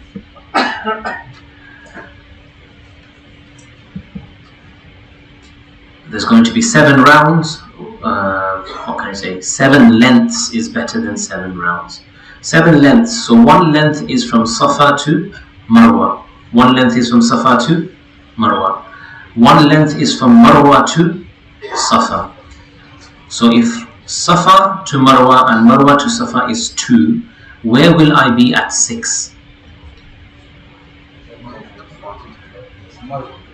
If Safa to Marwa is 1, Marwa to Safa is 2, where will I be at 6? 2, 4, 6. So where will I be at 6? Safa, yes? So because there's 7 lengths, the 7th length will be you finishing at the opposite end from where you started. With me? So you finish at Marwa. And at Marwa there is an exit point for you to get out of that part of the building and walk right around the haram towards the clock tower, where you would find people with their hair cutting facilities over there. It's best to do on bottom floor. It's best to do on bottom floor, but follow instructions to whichever floor you are taken to. No, but bottom floor is the most busiest because you can see the top of the mount from the bottom floor, which you can't see visually just on level height. Wudu is not necessary for tawaf, but that was the only thing it was for. Doing sa'i on a wheelchair or scooter without need will incur a penalty. Let's say you're broken-legged, meaning absolutely disabled, calves tightened, soles of feet hurting, or you have babies, children, infants with you who can't walk like that. So these may, and you can't give them away to someone, so these may necessitate. But again, refer to the muftis. Number 4, making intention for sa'i and start from Safa. Make intention for sa'i and start from Safa. Face the Kaaba and say 3 times, Allahu Akbar, La ilaha illallah. Make dua for the duration of reciting at least 25 of the ayat of the Quran. So we're saying approximately 5 minutes plus. Now walk towards 5 minutes plus. Now walk towards Marwa. Jog or walk in a hurried manner between the two greens. A woman mas'ala, women will walk in normal pace at all times. Number 9, upon reaching Marwa, repeat points 5 and 6. So every time you get to one length, you do 5 and 6. Face the Kaaba, say 3 times Allahu Akbar, La ilaha illallah. And number 6, you make dua. Complete 7 lengths, Safa to Marwa being 1 length. Number 11, you will finish at Marwa. Number 12, you'll perform now 2 rak'at of salah. So before you leave Marwa, you'll see people there on the side. They'll be performing 2 rak'at salah. That's what you're going to do as well. If during sa'i salah begins, then stop and perform salah with jama'ah and continue from where you left off. You can't see the Kaaba from there, but the tiles are all facing in the direction of the Kaaba, like it is in the Haram marbles as well. There is no specific dua for sa'i except for when between the green lights you would say Rabbi ighfir warham innaka antal a'azzul akram. Shaving or trimming. Now you will shave or trim your hair. Shaving is more virtuous. For trimming the hair, the hair must be at least an inch long, otherwise you'd have to shave the head. Men with long hair must trim 25% of their hair. So you need to trim an inch from a quarter of your head. Anything less won't suffice. Number 9 for the women mas'ala at the bottom is when approximating an inch from your hair, women must do this from the hairline where most of the hair meet, not from where some strands of overgrown hair are. You are now officially out of your ihram. I know you haven't had a bath yet, but you are out of ihram. So we're going to quickly do an overview and then we're going to have a break, inshallah. What one has to do in Umrah. To enter into the state of ihram for Umrah is fard. Tawaf is fard. Sa'i is wajib. And shaving or trimming of the hair is also wajib. So all the main things we've said is wajib. We've missed a few things here. I don't have time to say it, but we're going to go through the Umrah overview now. Ihram from miqat, then you're going to do tawaf, then you're going to go to the, after your tawaf, keep in mind the Hajar Aswad green lights, Hajar Aswad green light at the corner opposite Hajar Aswad. At this point when you've seen them, you made your intention because you've approached it anti-clockwise. Now you're going to stop your talbiyah. You're going to do Iqtiba. So again, you can do it from hotel or when you're there, which is exposing your right shoulder. You're going to make the niyyah. You're going to face Hajar Aswad. You're going to do istiqbal. You're going to do istilam. You're going to start the round with Ramal. First 3 rounds. You're going to come back to Hajar Aswad. You're going to do istilam. Second and third rounds now you're going to do. Then that's grouped. Then 4th to 7th round you're going to do without Ramal. After the 7th round, you're going to do your 8th istilam. You're going to come out of Iqtiba now. You're going to do 2 rakats of Tahiyatul Tawaf, which is those 2 rakats behind Maqam Ibrahim. You're going to make dua. You're going to drink Zamzam. You're going to go to Safa. At Safa, you're going to face the Qibla, say Takbir 3 times. Then you're going to, you can say the 4th kalima, read Durud, the dua. Then proceed towards Marwa. You're going to do the same thing over there. Between them, you're going to walk briskly between green lights. Proceed towards Safa now, back from Marwa to Safa. Safa to Marwa is 1 round, which means that completing 7 rounds, you're going to finish at Marwa and remove hair to come out of ihram. That is your entire Umrah. MashaAllah. Alhamdulillah. So easy. That's it. And inshallah, make it as easy for you as well. Your stay in Makkah. 9 points with 2 more slides. Meditate, this could be my last trip. So that once you're out of ihram, people think in my normal clothing now I can go shopping, eating, drinking, it's all good, all fun. No. Spend as much time in ibadah. Try and stipulate a Quran khatam for yourself. Avoid wandering. We can get everything from anywhere in the world except for the spirituality. So make every effort to stay focused on that. Be punctual with 5 times salah with jama'ah. Tawaf is more superior than nafil salah when in the haram of Makkah. Ihram, no sa'i is required for optional tawaf. So do as much optional tawaf. You don't need to have ihram for it, and you don't need to have sa'i for it. But to enter the haram, most likely in this period, you have to have ihram. So what do you want me to say? So I will say to you, I don't enter Masjidul Haram without being in the state of ihram. I don't, personally, no matter what. But there are other scholars which will give you permission that don the cloths of ihram, not in the state of ihram, and go in the masjid. So that's your conscience. Whichever one your conscience says is clear for you, you can do that. Number 8, if you go for ziyarah, visiting places, then be respectful and make an effort to study about those places beforehand. Number 9, the greatest worship is avoid your praying, like glasses, keys or phone. If you do that, you can say goodbye to them. Look, they may not be crushed, but they may be kicked. And that kick may be away from you, as come to my head. As you go into sajda, your body goes downwards. Or you can keep it right by your feet. But even then you're at risk, because some people will walk right past you, like right past, close to you. Muhadhat, praying salah next to women. Praying fard salah behind women. These are two common things that happen generally anyway. Your salah will be broken, it will be void. That's for the men. So don't pray salah right next to a woman, and don't pray right behind. Yeah, so now look, you're praying salah and she just comes. Yeah, so this is not you. So you're not at sin for this. You carry your salah out. You're praying salah, she comes and stands right next to you. Now look, she's got nothing to do with you. She just found a spot. And it's between her and Allah, she's doing that. That's her thing, it's not your thing. You, even if you see a spot there, you would not stand there. Jumu'ah salah. Go to haram early. How early, brothers? Who can give me a number? If Jumu'ah salah is 12 o'clock, how early should you go? 8:30. Yeah, so look, it depends where you want the space though. Yeah. No. What time should you enter the haram for Jumu'ah salah if you want Jumu'ah salah in the haram? When I say in the haram, one is the building, which is where you can see the Kaaba, and one is the extension where you can't see the Kaaba.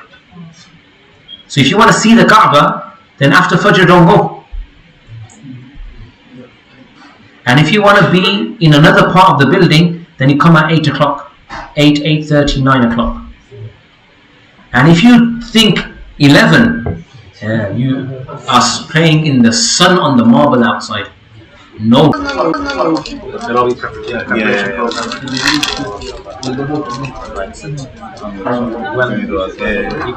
put your name in as well. Can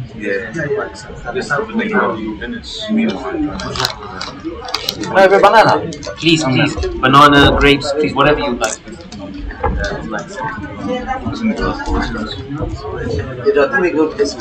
That's the intention. So we've got everybody's registration details.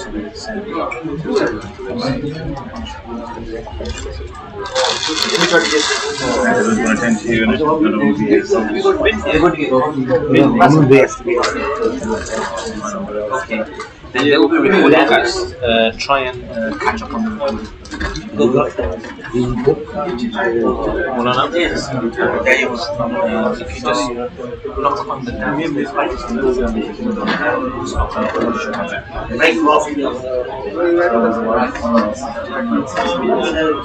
several times and very stuck. He's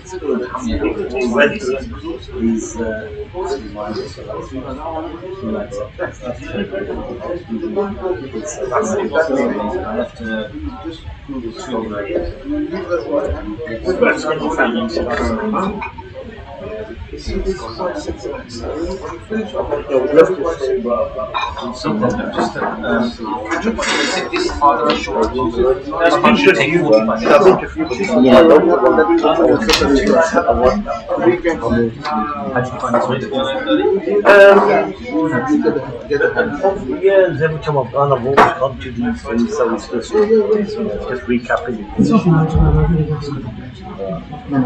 YouTube following this. I don't know if you agree, but You say with district like this, like you he's quite incisive to his speech.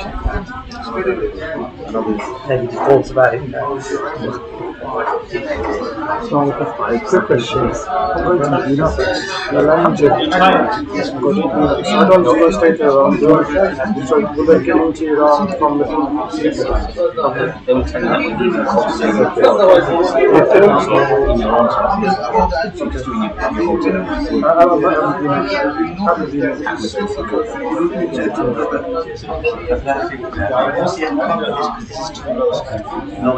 Sudocrem, tablets, making sure safety fitness. Yes, very good advice.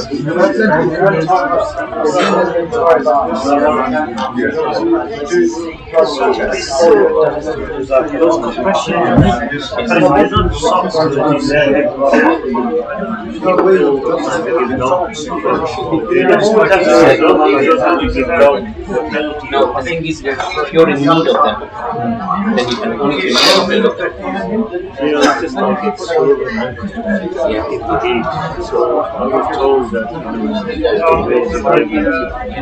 Refer to a mufti for your situation.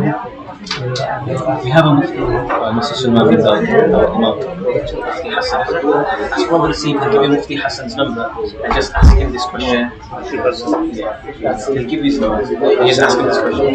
Bring him to sometimes they say it's better to wait for the coach to take it from my Mustalif or from Nogger to the coach. I was going to say, if you're young, like 20, 25, and you're like, then they do it.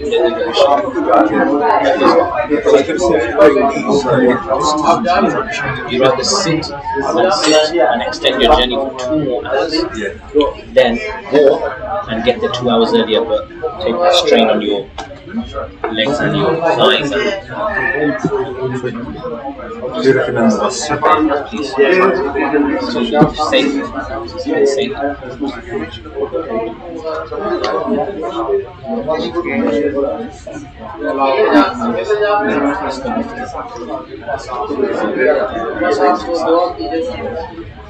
See, there's the mortgage is interest based. That situation is different. And if the mortgage is not interest based and it's an Islamic mortgage, because it's a fixed rate, agreed payment, and they don't want more from you. They're not asking you to pay everything off the salary. So we'll kindly settle down so we can inshallah continue. We've got a very tight schedule.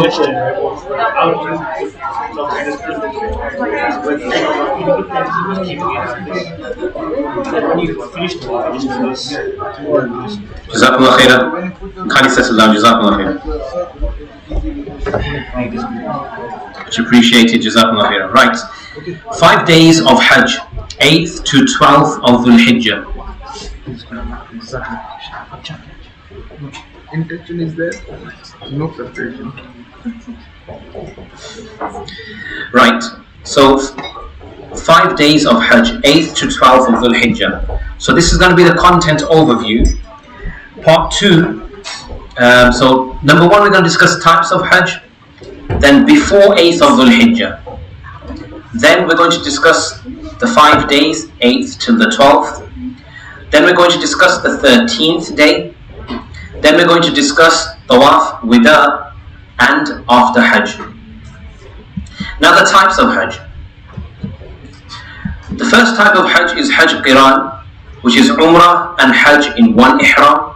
The second type of Hajj is Hajj Ifrad, which is Ihram for only Hajj.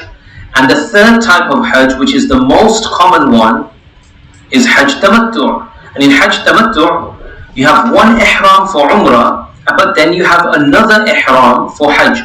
So you have Hajj Qiran, both done in one Ihram. Hajj Ifrad, you only do the Ihram for Hajj. So if you live in Makkah, you're there within the vicinity, then you don't need to do an Umrah.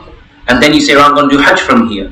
So then you just have one Ihram. And Hajj Tamattu' is, you come in early, you come out of your Ihram, then you wait until the days of Hajj and then you come back in to the ihram. That's the most common one. That's why the masail that we will discuss now will be related to that type of an ihram. So this is just basic overview of your ihram. We've been through the detail already. You're going to prepare for your ihram, do the ghusl, put on 2 sheets for the brothers, apply itr, ensure you don't leave stains, cover your head with one end of your ihram or put your qalansu or topi on, perform your 2 rakat of salah, then take your topi off, remove that cloth from your head, make dua, make intention, and do the talbiyah. Your ihram is done 9 points. Before 8th of Dhul Hijjah,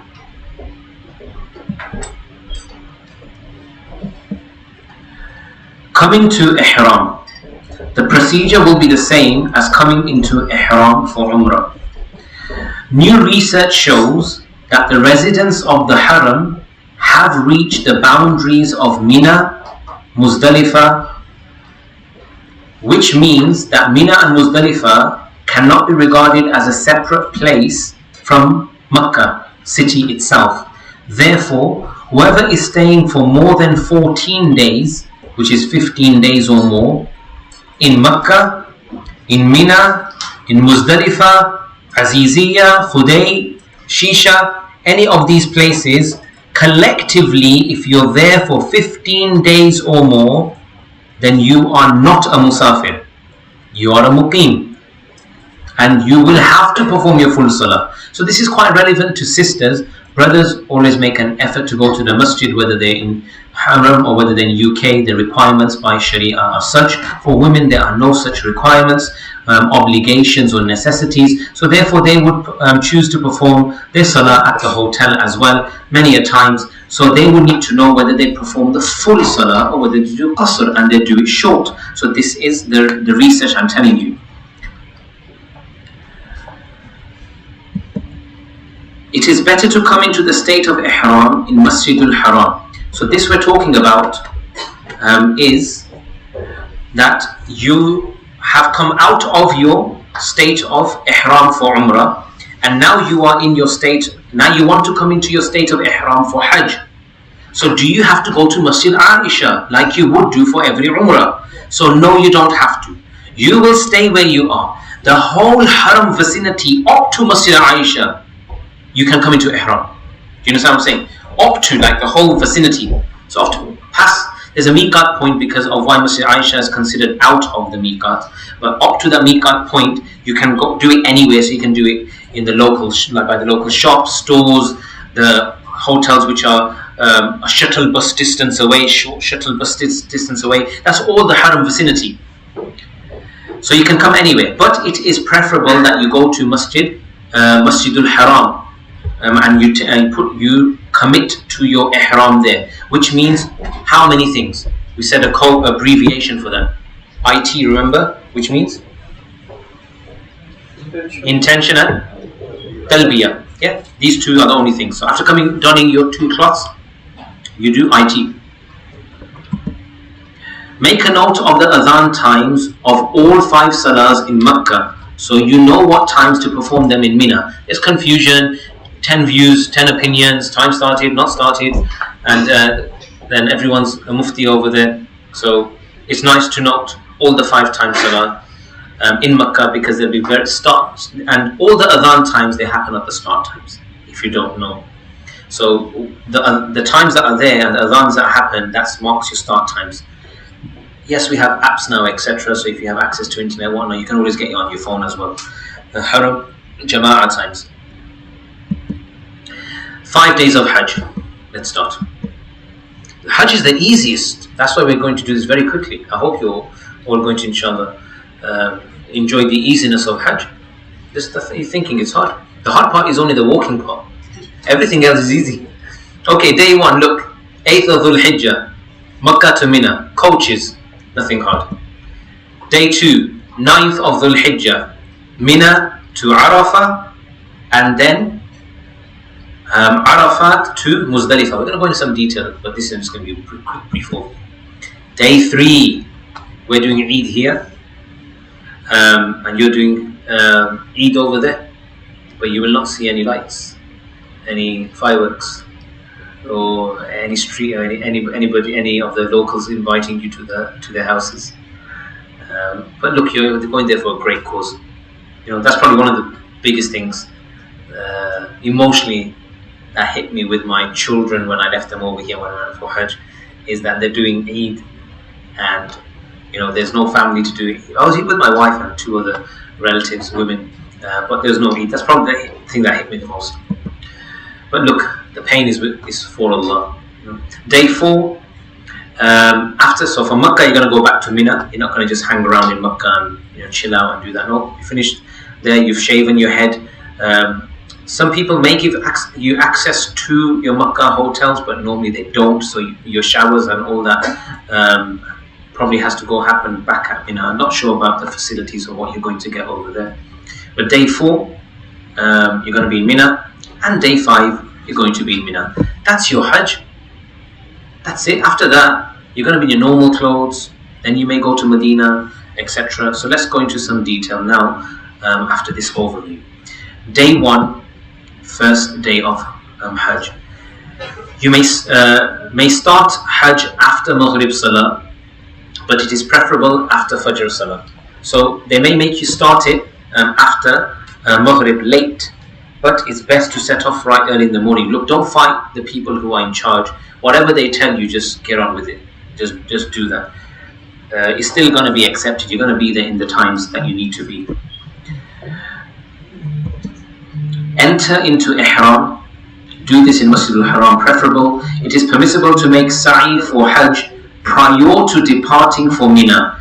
But however, a nafil tawaf with Idtiba and Ramal must be done before the sa'i in the Ihram of the Hajj. So what are we saying? We are saying, once you finish your full Hajj and you have on the Eid day, from where you are in Muzdalifah in the night, you've gone towards the Jamarat in Mina, and from there you've gone back to Masjid al-Haram to do your Tawaful Ifadah, the Tawaf to come out of the Ihram.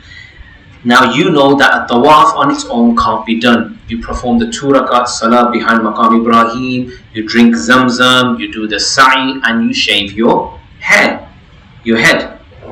So there's all these. What we're saying here is that technically by ruling, you do not need to do the sa'i if you do an optional tawaf before you leave Makkah for Hajj, for Mina. You do an optional tawaf, and you're probably doing many of them anyway. But you do an optional tawaf there, and you do your normal Idtiba, you do your Ramal, and you do a sa'i. So you don't do a sa'i there. You leave the sa'i out. So your ihram that you put on for Hajj, you put it on. Then you do your 7 rounds with Idtiba and Ramal, with the 2 rakats behind Maqam Ibrahim or in the vicinity, and you drink your Zamzam. Now you perform your sa'i as well at that time. You perform your sa'i as well at that time. This sa'i, however you do, will be regarded as that sa'i, and it will count for the tawaf you will come back to do after performing your entire Hajj and coming back to Makkah. So at that time you will only do your 7 rounds, your 2 rakats behind Maqam Ibrahim and your Zamzam, but you won't perform the sa'i. So which means that your entire day of hard work and walking will be reduced, because you have done the sa'i, which could have never been done as a standalone. You just associated and attached a nafil tawaf to it, but that sa'i will be regarded as the one that you'll be doing after 5 days. So after 2 to 3 days. So you may have done this on the 7th of Dhul Hijjah night, then you would have stayed in your ihram for the 8th, whatever time the coaches told you to leave. Then you spent your 9th and your 10th out, and then when you came back into the haram, you did your tawaf ifadah to come out of this Hajj ihram, and you performed your 2 rakats behind Maqam Ibrahim, and you drank your Zamzam, and then all you got to shave your head. That's it. No sa'i for it. But that's optional. That's your choice. But remember, that means it's an extra tawaf in ihram, which you have to stay in for the Hajj ihram as well. Now you're going to leave for Mina. Staying at Mina is Sunnah Mu'akkada. In Mina, perform Dhuhr, Asr, Maghrib, Isha and Fajr of the next day. I haven't mentioned Fajr for the 8th because you're normally not there on the 8th for Fajr. You leave Makkah on the 8th, but if they made you go even earlier, then you'd perform your Fajr then as well, because you'll be there for Fajr. But normally Dhuhr, Asr, Maghrib, Isha, and the next day Fajr of the 9th. Read Talbiyah excessively, read Quran, do dhikr, tawbah and istighfar. Access to physical Quran copies lying around, shelved somewhere, not in Mina, you don't have that. So you'll be like, what do I do? Pray Nafal, but how much do I pray? Okay, now I've prayed, it's been Asr and Maghrib, what do I do now? You know, so you're going to ask yourself, what do I do? How do I keep busy? I don't want to use up my phone battery, precious. So what do I do? So that's why having physical books, etc., reading material, tasbih, a hard copy of the Quran, all these things really help. Stay close to your tent and avoid wandering, as you can easily get lost. Please take the advice. From the Fajr of 9th of Dhul Hijjah, which is going to start the next day, until the Asr of the 13th of Dhul Hijjah, as you would have done the takbirat of Ayyam al-Tashriq in UK, which is Allahu Akbar, Allahu Akbar, La ilaha illallah, Wallahu Akbar, Allahu Akbar, Walillahil hamd. After every Fard Salah, you'll be doing that in the UK here. Every year you're doing it between the 9th of Dhul Hijjah Fajr till the Asr of the 13th. You're going to do that on Hajj as well. Yes. Yeah, we are going to get to that. So you're going to do that all throughout there as well. So it doesn't mean because you're Musafir that means it's going to drop. This is going to be incumbent on you as well. So after Fajr Salah of the 9th, you're going to depart for Arafah. Read your Dhuhr and your Asr Salah in Arafah, and you're going to stay there until sunset. Read Talbiyah excessively, read Quran, do dhikr, tawbah and istighfar. The time of wuquf begins at Zawal. So even if you arrive before Zawal and then you say, I've done my Arafah stay, I'm going, then you can't do that. A few minutes after sunset, you may proceed to Muzdalifah without having performed your Maghrib Salah in Arafah. Now what happens after this point we'll discuss, but Rasulullah sallallahu alaihi wasallam said, Al-Hajju Arafah. Hajj is Arafah. That's what Arafah is. It is the most glorious day, and the ahadith are so many and we don't have time to discuss, but so many people are going to be forgiven that day. So keep busy and keep occupied. Try and stand outside, hands up in the dua position. Do as much ibadah, whether dua or any other recitation, but do it in that position. Get tired, go inside. If you can't stand outside like that, stand inside like that. If you're tired after standing, sit down and do that. Once you're done with sitting, stand up and do that, but just keep busy. There are preconditions to combine Dhuhr and Asr Salah on this day which are not found when performing Salah in the tents. So read both these Salahs in their own time. So the wuquf, which is the important thing. So how do you do wuquf? So as I said, you'd stand and you raise your hand in, raise your hands in dua position. That's your wuquf of Arafah. So that's how you do your ibadah. Yeah, and your shoulders might get tired, etc. Neck. So just rotate. We haven't finished the 9th yet. Remember, we passed Maghrib Salah time. We haven't performed our Maghrib yet. So let's see what we're going to do with our Maghrib Salah. Perform Maghrib and Isha at Isha time with one adhan and one iqamah.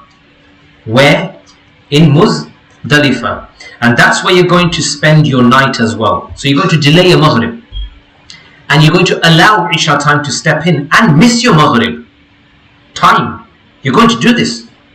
Why? Because Rasulullah sallallahu alaihi wasallam did. Because this is the Sunnah. What is the Sunnah? What Allah wants. And what Allah wants, if it's against the norm of what He's told us, then that's fine, because He's told us that. Hajj is teaching us a lesson that it's not what you think is right, it's not what you're used to, it's what I say when I say, as Allah.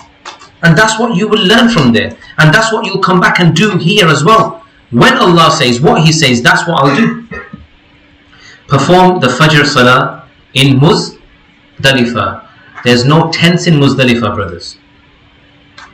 So where will you sleep? Under the stars. Under the stars. Subhanallah. Natural. Natural. And maybe at that time you can think of what's happening in Gaza. Yeah, you have a prime opportunity to reflect. But you'll be in the heat of Arabia. They were in the cold of winter where they died as well. Outside. In tents they died. Not just outside, in tents as well. In refugee camps they died as well. Frozen to death. And without food and water. And you will have street lights. They get blackouts. Can't see anyone or anything. So much favor of Allah you'll have even under the stars. You'll have street lights, toilet facilities. They're digging holes in the ground in their tents to relieve themselves. So don't even think for a moment that you don't have facility in Muzdalifah. Whatever you've got, children don't have that. People who've lost their whole families don't have that. Collect pebbles, collect 70. Would you need the entire 70? Maybe if you're going on to the 13th. The time of Wuquf begins at Subh Sadiq and ends at sunrise. This is the Wuquf of Muzdalifah. Subh Sadiq is the time that Fajr starts. And sunrise, until sunrise, so between the Fajr start time and sunrise, you've got to stay in Muzdalifah. What our Hajj group leaders they did is they made us wake up the Hajj time, and they told us, right, get your bags, let's walk. So the whole group walked until we got to the border of Muzdalifah, and then we waited literally minutes, and which was after sunrise time, and we prayed it right at the border, so that as soon as we prayed Fajr we could cross the border. So just before sunrise we prayed the Fajr, and then as soon as sunrise happened we crossed the border and went straight towards the Jamarat. So they planned it in that way. But look, again, everybody plans differently. What works for someone may not work for someone else. Don't collect pebbles from toilet places. So in Muzdalifah they're going to say, right, okay, pick up your pebbles now because you got to go throw stones tomorrow. So pick up. So don't do it by the toilet area. Nor collect it when you get to Jamarat, close to the pillars of the massive boulders, which are symbolizations of the points where Ibrahim a.s. pelted Shaitan. Don't even collect it from there, because used pebbles cannot be reused. So don't use them at that point. Size of the pebbles should be a pea, but can be up to the seed of a date. Yeah, so I always mention at this point over here, don't throw your chappaliya onto the Jamarat. He's not Shaitan, so don't do that. Stay here until so we already mentioned that. So that's not okay. Right. So obviously, when you left Mina after sunrise, this is your 10th day now. This is your Eid day. This is your big day.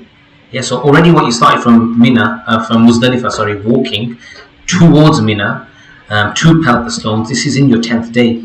So you depart for Mina after Fajr, a bit before sunrise.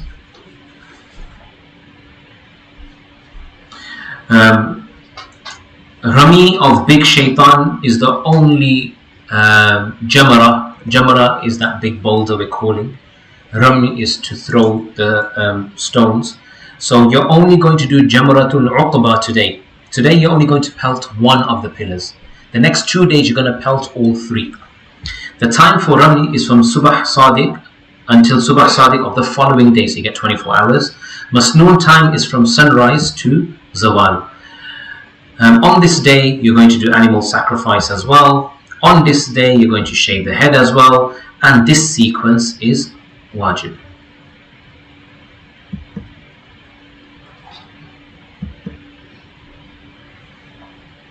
Pelting, animal sacrifice, and shaving. And then you're out of the state of Ihram. And I've made the first letters of each one bold, and it spells a word. What word? Pass. Remember pass. Then you'll pass, inshallah. Yeah. Pelting, animal sacrifice, shaving. Tawaf ziyarah is fard, and sa'i is wajib. But if you've done that sa'i before, then you don't need to do that tawaf. Sorry, don't need to do the sa'i with that tawaf. Time for tawaf ziyarah begins at Subh Sadiq on 10th of Dhul Hijjah and ends at sunset on the 12th of Dhul Hijjah. So there's a lot of time and scope. But once you do your tawaf there and you go back to Mina, you're most likely not going to come back to the Haram for that stay. But some people, again, look, it's sunnah to stay in Mina in those days. Let's just keep it short. Then you're going to go back to Mina after that. There is no Eid Salah for the Haji, so don't feel undone. Where you end up in Makkah and oh, Eid Salah's over today, oh, we don't get Eid Salah. So there's no Eid Salah for the Haji. Why? Because Allah knows that the Haji has to do lots of things that day, so it's okay. Talbiyah will stop at the first pelting, so your dhikr of that stops at that point. So it's not going to stop at when you start your tawaf al-Ifada. It's going to stop at your first pelting of Jamratul Uqba. It is necessary for the stone to drop by the pillar and not bounce off when you're doing your pelting. Right. So 8th was the first day, 9th was the second day, 10th, third day, 11th of Dhul Hijjah is your fourth day. After you're in Mina, after Zawal, Dhuhr time starts, you have to go do Ram of the 3 Jamarat. Depending on where your tent location is, it's going to be a short walk or a long walk. It depends. You need 21 pebbles because for each Jamara that you pebble, so you throw at, it's going to be 7 pebbles.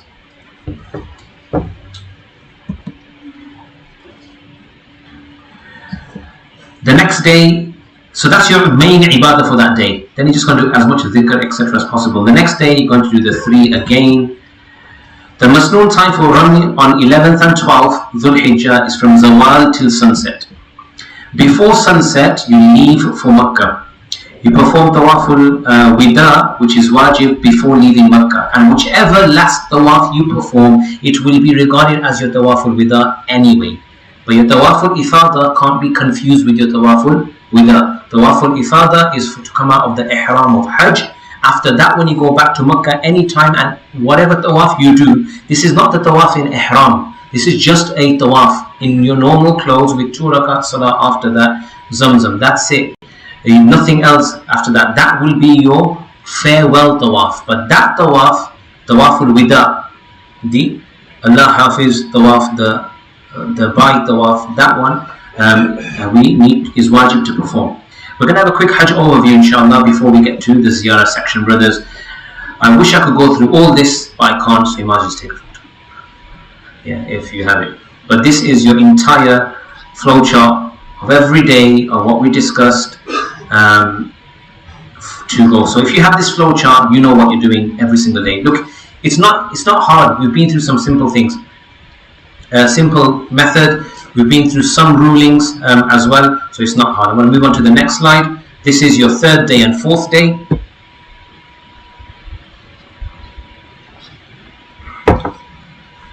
And then, finally, your 5th and final day.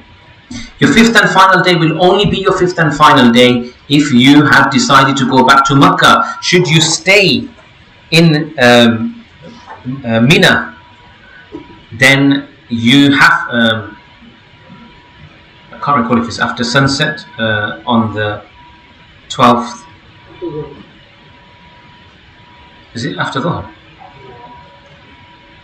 Okay, so I can't remember. There's a point on the 12th of Dhul Hijjah that if you stay in Mina past that point, then you have to stay there for the 13th as well. And then you have to do the pebbling same and then go back to Makkah after that. But that's why we've only done till 12th, not till the 13th, because normally your group leaders, etc., everyone will take you back wherever you're going to Aziziyah or any shiftings, or for non-shiftings you go back to the hotels. Here's another one, but again I ain't got time to take you through that. The reason why I have red boxed the sa'i, which has like this 2 arrows, is because you either do your sa'i on day 1 or you're going to do your sa'i on day 3 with that tawaf or ifada. So whichever place you're going to do that tawaf, that's where it's going to be. Otherwise, this is your even more simpler in 5 day what you're going to be doing basically. And your Hajj overview. Fard, wajib and sunnah and permitted. I don't have time to go through it, but you can take a photo. But everything we've been through is meaningful. If it's not fard, it's not wajib, it's sunnah, so we should be doing everything I said anyway. But this is just for instructions, should something go wrong. We have 10 minutes left and we need to get to ziyarah as well. But I put tips and advice for women first, so I will inshallah read through them. The sisters are welcome to take photos of these sections. Entering into ihram. A woman will not perform the 2 rak'ah sunnah before ihram if she's in her menses. She will merely recite the talbiyah and make niyyah to come into the state of ihram. She can recite the talbiyah and any dua in her menses. Dua, even if that dua is from the Quran, but it's a dua, and she recites that dua as a dua with the intention of dua, then she can read that part of the Quran as well. Otherwise, you know that she can't read dua. She can't read the Quran. So she cannot recite the Quran, perform salah, enter the masjid, or perform tawaf in her menses. If a woman is experiencing a menses, she will not perform any salah or tawaf. A woman will not enter Masjid al-Haram until after her menses are complete and she has taken a bath. If a woman entered ihram and she was experiencing her menses, then she will not perform the umrah until after she becomes free of her menses. So that's again, if a woman entered ihram and she was experiencing her menses, then she stays in her ihram, but she can't perform her umrah until she takes that bath. She will have to remain in the state of ihram until the umrah is not completed. Acts of worship not permissible in her state. Now look, we say in her state, but if a man is in the state of ghusl, which he has a choice of coming out of any time, he can just go perform. There's no restriction like such where he has to wait for a period of 7 days, 9 days, 10 days. But all these things will be impermissible for the man as well. Reciting the Quran, performing salah, making tawaf, to enter the haram. However, you can enter the Safa and Marwa area as this is not regarded as the haram. To enter masajid, however, you can enter the masjid compound. Acts of worship which are permissible, doing dhikr, istighfar, seeking forgiveness, and talbiyah. Salawat upon Rasulullah sallallahu alaihi wasallam, you can do dua and reading Islamic books. Yes, looking at the Kaaba from Safa and Marwa building, at a hotel room, a balcony, etc. No problem in looking at the Kaaba if you're in menses. It's not haram. Treating people with kindness, not haram. Giving sadaqah, charity, not haram. Taking the pill. The only umrah ritual not permitted during menses is tawaf. Therefore, this may lengthen the time you spend in ihram. This may make it difficult for women. If you think you will leave Saudi Arabia without having performed your tawaf, then it is permissible to take the medication to delay the menses. However, if your menses will finish whilst you are still in Makkah, it is better not to take them. And there's so many more scenarios to this. Yeah, this is just absolutely just 1-2 things thrown out in the air. There's so many scenarios, and I would recommend the sisters to keep contact with alimat and with the qualified sisters. Build contact from here. Maybe you might have someone in your group and those that you will take advice from. Should you not have any women to contact, then your imams and your shuyukh you should contact, and then and you can do that through your maharim as well. Penalties, we're not going to go through these because inshallah none of you will have to pay anything like this, inshallah. But just remember one word: when someone says you have to give sadaqah, then the technical definition of sadaqah is equivalent to 1 meal. So if 1 meal is £5, £6, and that's what sadaqah is. So if someone says less than sadaqah, when an imam says, oh, less than sadaqah, then you know it's under under meal, under £6. If someone says sadaqah amount, then it's a meal worth. Dam is more intense sacrifice of a small animal, and badana is sacrifice of a large animal. These you will not hear normally unless you have washed an entire limb with scented soap. That's where the most, or wiped your entire face with a towel. both in the state of ihram. So when you cover one limb and you do something which you're not supposed to in one whole limb, then that's where the number 2 comes into place, which is a sacrifice of a small animal, which may be anywhere from 150 upwards pounds. Less than Sadaqatul Fitr amount, that's what it is. So badana, again, there's all this detail, which that's badana. Dam is the next one, and I'm not going to read all this. Inshallah, nothing is relevant. Sorry, there you go. Nothing. There you go. Nothing is relevant to you, inshallah. And if it is, then you should have contact with someone. Sadaqah. With regards to sadaqah, this can potentially mention this, but you just probably just have a quick read through it.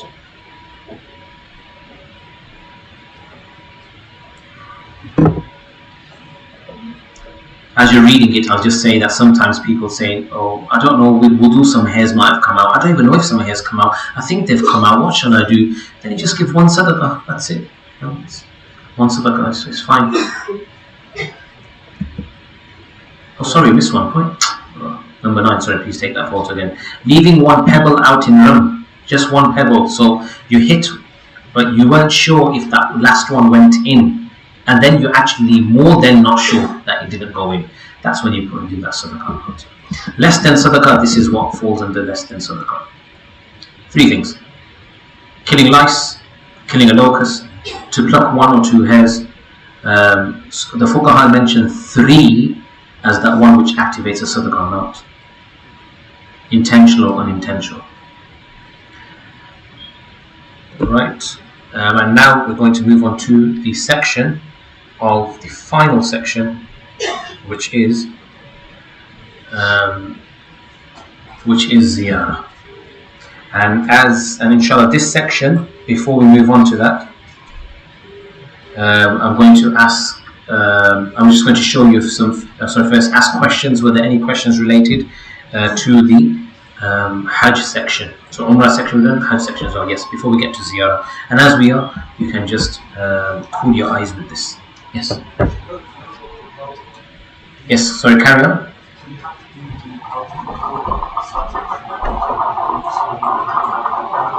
That's right. Sorry, I did not mention that. Yes. Small, middle, big. There is detail. We've omitted it, but there is detail about facing which way do you face when you're doing it. But this will be, inshallah, all mentioned in the books that you're going to get today, inshallah. So just read through, inshallah. Now, yes. Yeah. So men and women cannot cover their faces when they are in ihram. Yes. Men can't even cover their heads when they're in ihram. Men can't cover their feet up to their ankles in ihram. That bone and the ankle. So you can't cover these things. So if you do wudu and then you dry yourself by mistake, and in that drying you wipe your face, because that's a whole limb, you have to give dam, which is this penalty number 2. Or if by mistake you go wash your hands with soap, then that's a problem. Now there is non-scented soaps you can buy. They're available. You can research them. But again, really, how necessary is that? It's your choice. So I'm going to ask Mulana Abdul Hasib, inshallah, to kindly continue this next section, inshallah. So if you can bear with us for about 10 to 15 minutes. I'll have some concluding words after this part as well. So only 10 to 15 minutes. That will run us over 10 to 15 minutes. But that's it, inshallah. Then we will conclude, inshallah. Jazakumullah khair for your patience for my part of the presentation, which is needed the whole time. And I'm still over here, so after all we do, I'm still here to take questions. Jazakumullah khair.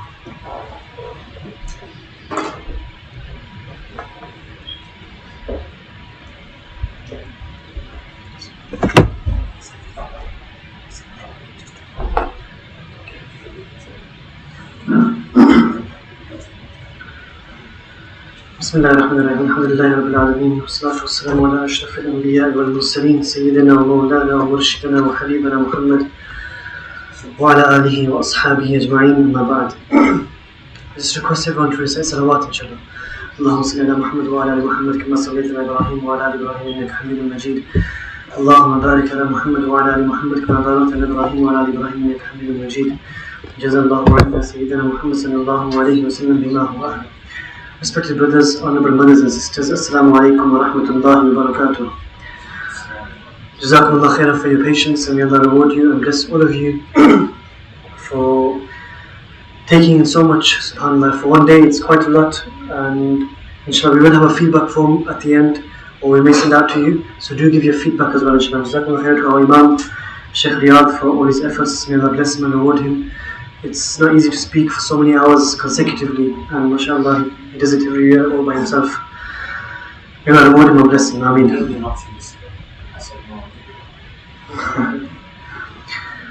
Respected brothers and sisters, the topic which I'll briefly touch on inshallah is the topic of ziyarah, like has been mentioned. And before I go into that, just to remind myself and all of yourselves, first of all, Mubarak to you all and congratulations to you all. Allah has chosen you. You are our delegation that is going from Whole Green or the communities of Masjid Esa Ibn Maryam, Masjid Sulaiman bin Dawood, and you are the chosen ones that Allah has selected for this blessed journey. So all of us should do a heartfelt shukr to Allah from our hearts. And just for a moment think about all of those people who, like we have brothers here sitting here, Hamdallah and others, who are still waiting for their visa confirmation. So they've paid, or all the package, everything is ready for them, but they're still waiting. They don't know if they're going to go this year, and may Allah make it easy for them. And like this, there are countless of people around the world who have been saving up for decades. Some of us may have made a haphazard decision and we planned out and Allah has accepted us and we're going. But there are people who have been saving up for 10, 20, 30, 40, 50 years of their life. Someone in Pakistan or India, for example, who's been selling tea all their life, a small little stall, and he's been saving up to go Hajj for so many years. Still he hasn't had that opportunity yet. So many sisters around the world who may have a desire, but maybe they don't have a mahram, they don't have a husband or a brother or a father or son to take them. So we should be very grateful to Allah subhanahu wa ta'ala. And with regards to the intention, Uwais al-Qarni rahimahullah, he used to say, ask Allah to rectify your heart and your intention. Ask Allah to rectify your heart and your intention, because there is nothing more challenging to deal with than these two. There is nothing more challenging to deal with than these two. What are these two? Your heart and your intention. And during this journey, we will be tested, and Allah is going to test us in various ways. So as much as we can, we control our gaze, we control our tongue, without complaining. And so many opportunities we will get to do sabr, remind ourselves that we are in this blessed journey for the pleasure of Allah, and we are beggars in the court of Allah subhanahu wa ta'ala. And this may be the first and the last journey we make to these blessed lands. And we want to make this journey such that it becomes Hajj Mabrur. Allah accepts this from us, and this can be our ticket to Jannah inshallah. And then all the du'as that we will make from the moment we leave our house till we return, we're in the path of Allah. And our du'as are accepted, and our du'as are mustajab. So we utilize these opportunities, because we don't know if we're going to get these opportunities again. With regards to ziyarah, ziyarah literally means to visit. Whoever takes adab manner of doing things, adab means mannerisms, etiquettes. Whoever takes adab lightly will be punished by being deprived of the sunnah. It's a very heavy quote. Please pay attention inshallah and try to absorb this and digest this. Whosoever takes adab lightly will be punished by being deprived of the sunnah. And whosoever takes the sunnah lightly will be punished by being deprived of the fara'id, the obligations. And whosoever takes the fara'id, the obligations lightly, will be deprived of becoming acquainted with Allah subhanahu wa ta'ala. So, my dear brothers and sisters, adab is not something trivial. Nowadays there's this false notion some people have created that adab is something of the past. It's something that we learnt about in India and Pakistan, or something that our elders used to do. There may be some things that, maybe cultural practices, but adab cannot be rejected. There are many books of adab. One book I'll mention just for your benefit is Islamic Manners by Shaykh Abdul Fattah Abu Ghudda, who was a Syrian Hanafi scholar who passed away in the early 2000s, I believe. So he's written a book called Islamic Manners. The PDF is available online. and the book is available in the bookshops, and in Arabic it's called Min Adab al-Islam. It's a beautiful book, and it covers the adab of various things and summarizes them. So in regards to ziyarah, first and foremost, we renew our intention. We are visiting the beloved city of Rasulullah sallallahu alaihi wasallam, and we are visiting the beloved of Allah, our beloved Prophet Muhammad sallallahu alaihi wasallam. We are from those people, the hadith mentions, Nabi sallallahu alaihi wasallam said, "Tuba liman amana bi wa ra'ani maratan." Glad tidings to the slave of Allah who has seen me and brought iman upon me, i.e. the Sahaba radiallahu anhum. In the same hadith, the Messenger of Allah sallallahu alaihi wasallam says, "Watuba liman amana bi wa ra'ani maratan, watuba liman amana bi wa lam yarani sab'a mirarin." Allahu Akbar. He sallallahu alaihi wasallam says that glad tidings to that slave of Allah who hasn't seen me but has brought iman upon me 7 times. So in this hadith he says, glad tidings to the slave of Allah who has seen me and brought iman upon me. That's for the Sahaba, that's done. And now for us, for me and you, having come 1400 years later, Nabi sallallahu alaihi wasallam is saying is glad tidings to the slave of Allah who hasn't seen me but has brought iman upon me. And 7 times glad tidings to the slave of Allah. Mubarak, Mubarak, Mubarak, 7 times to me and you. We have come after Nabi sallallahu alaihi wasallam, we haven't seen him with our naked eyes, but we have brought iman upon him. Alhamdulillah, may Allah give us death with iman also. So, and the other hadith of Nabi sallallahu alaihi wasallam, we remind ourselves when he said, "Wadidtu anni laqitu ikhwani." I wish I could meet my brothers. And the Sahaba who were present, they said to Rasulullah sallallahu alaihi wasallam, "Awalaysa nahnu ikhwanak ya Rasulullah?" Are we not your brothers, O Rasulullah sallallahu alaihi wasallam? He sallallahu alaihi wasallam replied, "Antum ashabi, walakin ikhwani alladhina amanu bi wa lam yaruni." You are my companions, you are my friends.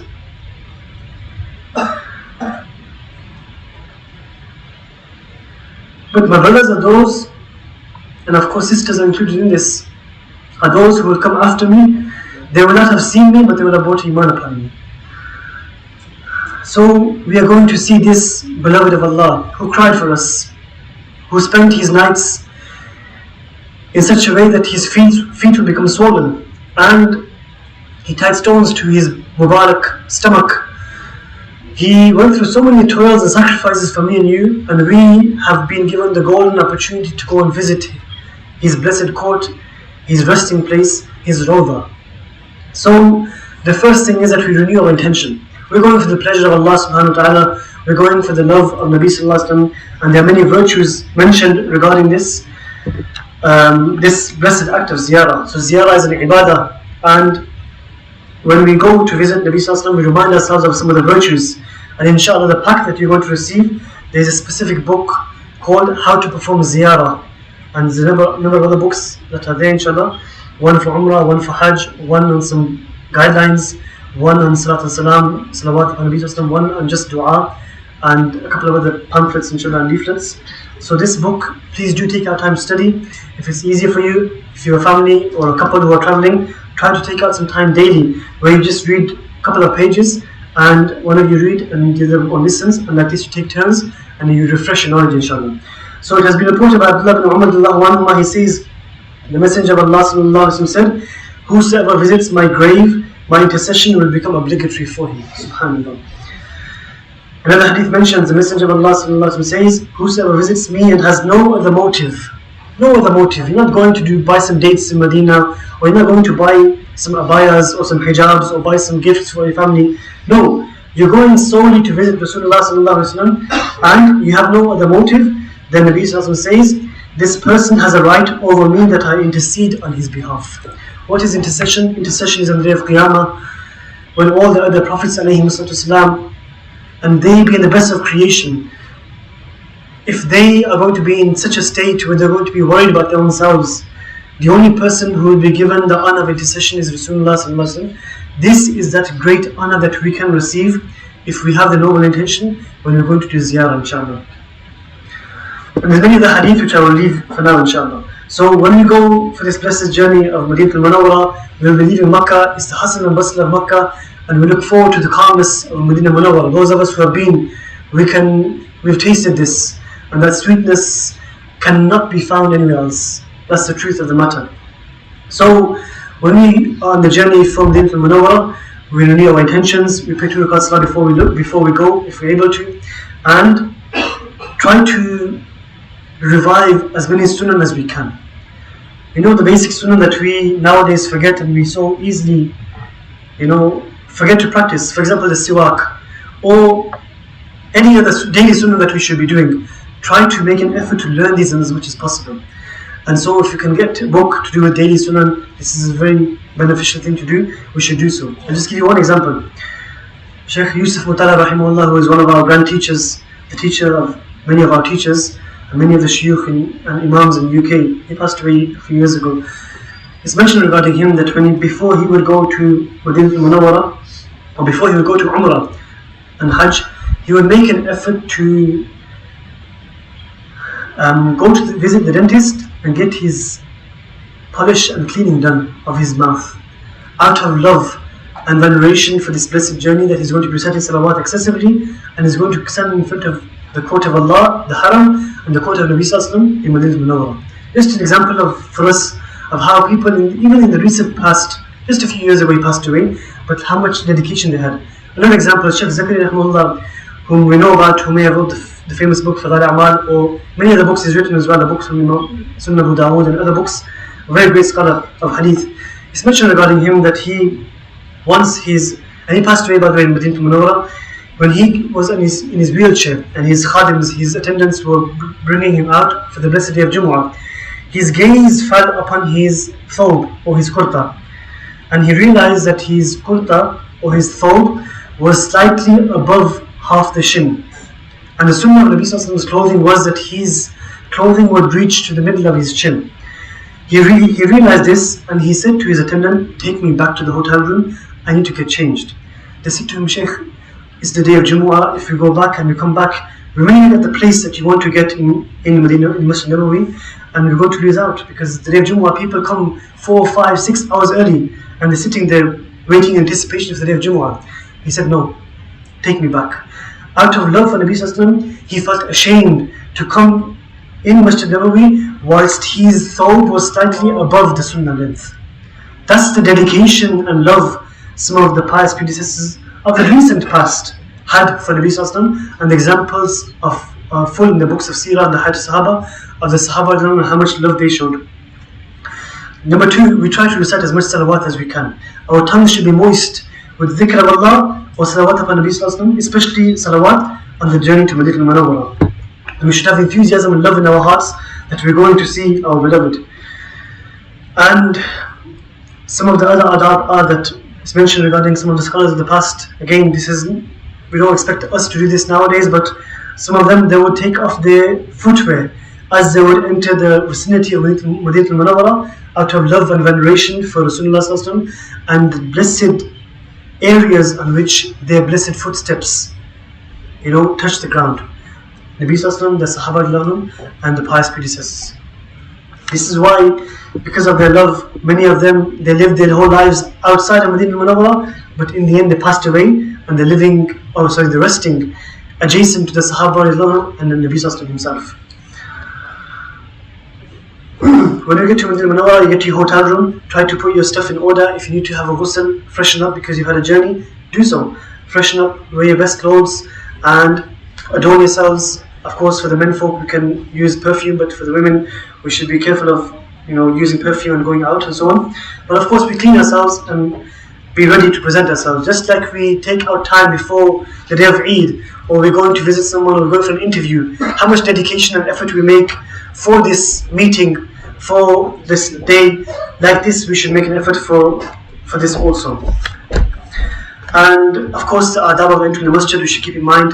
And when we enter to give salam for Rasulullah Sallallahu Alaihi Wasallam, nowadays there's a Nusuk app which Shaykh Riyadh probably mentioned, or he probably has mentioned.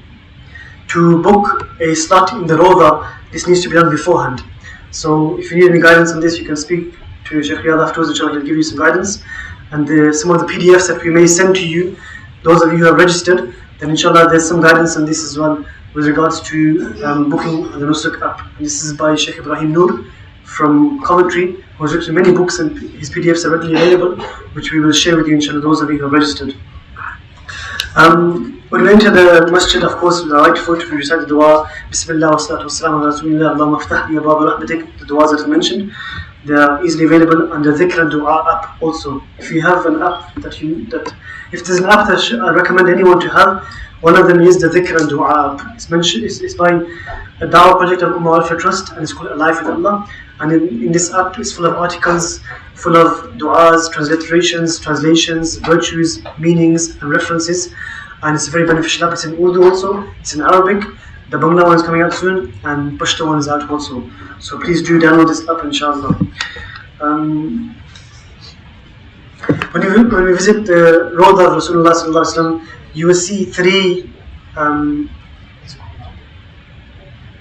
Jali Mubarak. Yes, gates you can say, or in Urdu we say Jali Mubarak. So you will see three kind of small windows or small mesh. Yes, that's the word, mesh. So the larger one indicates where the blessed Prophet ﷺ's Mubarak face is facing towards the Qibla, and then the other two are for his blessed companions, Sayyidina Abu Bakr anhu and Sayyidina Umar anhu. Inshallah, in the book that you're going to receive, there's an illustration, or it shows you a bit more detail, inshallah, which will be easy for you to digest and understand when you look at the book, inshallah. The very basic salam that we give to Nabi Sallallahu Alaihi Wasallam is As-salatu wassalamu alayka ya Rasulullah, and there are many other variations that we can say. But before we get there, just one or two things I want to mention is that the queue is generally long, and them days are long gone where we're able to, I've never been Hajj, may Allah accept us to go, inshallah. When we went for Umrah, we were able to stand there and recite salawat of Nabi Sallallahu Alaihi Wasallam as much as our heart desired. And nowadays, that's almost impossible, because there's just so much hujum, so much people, we just have to keep moving.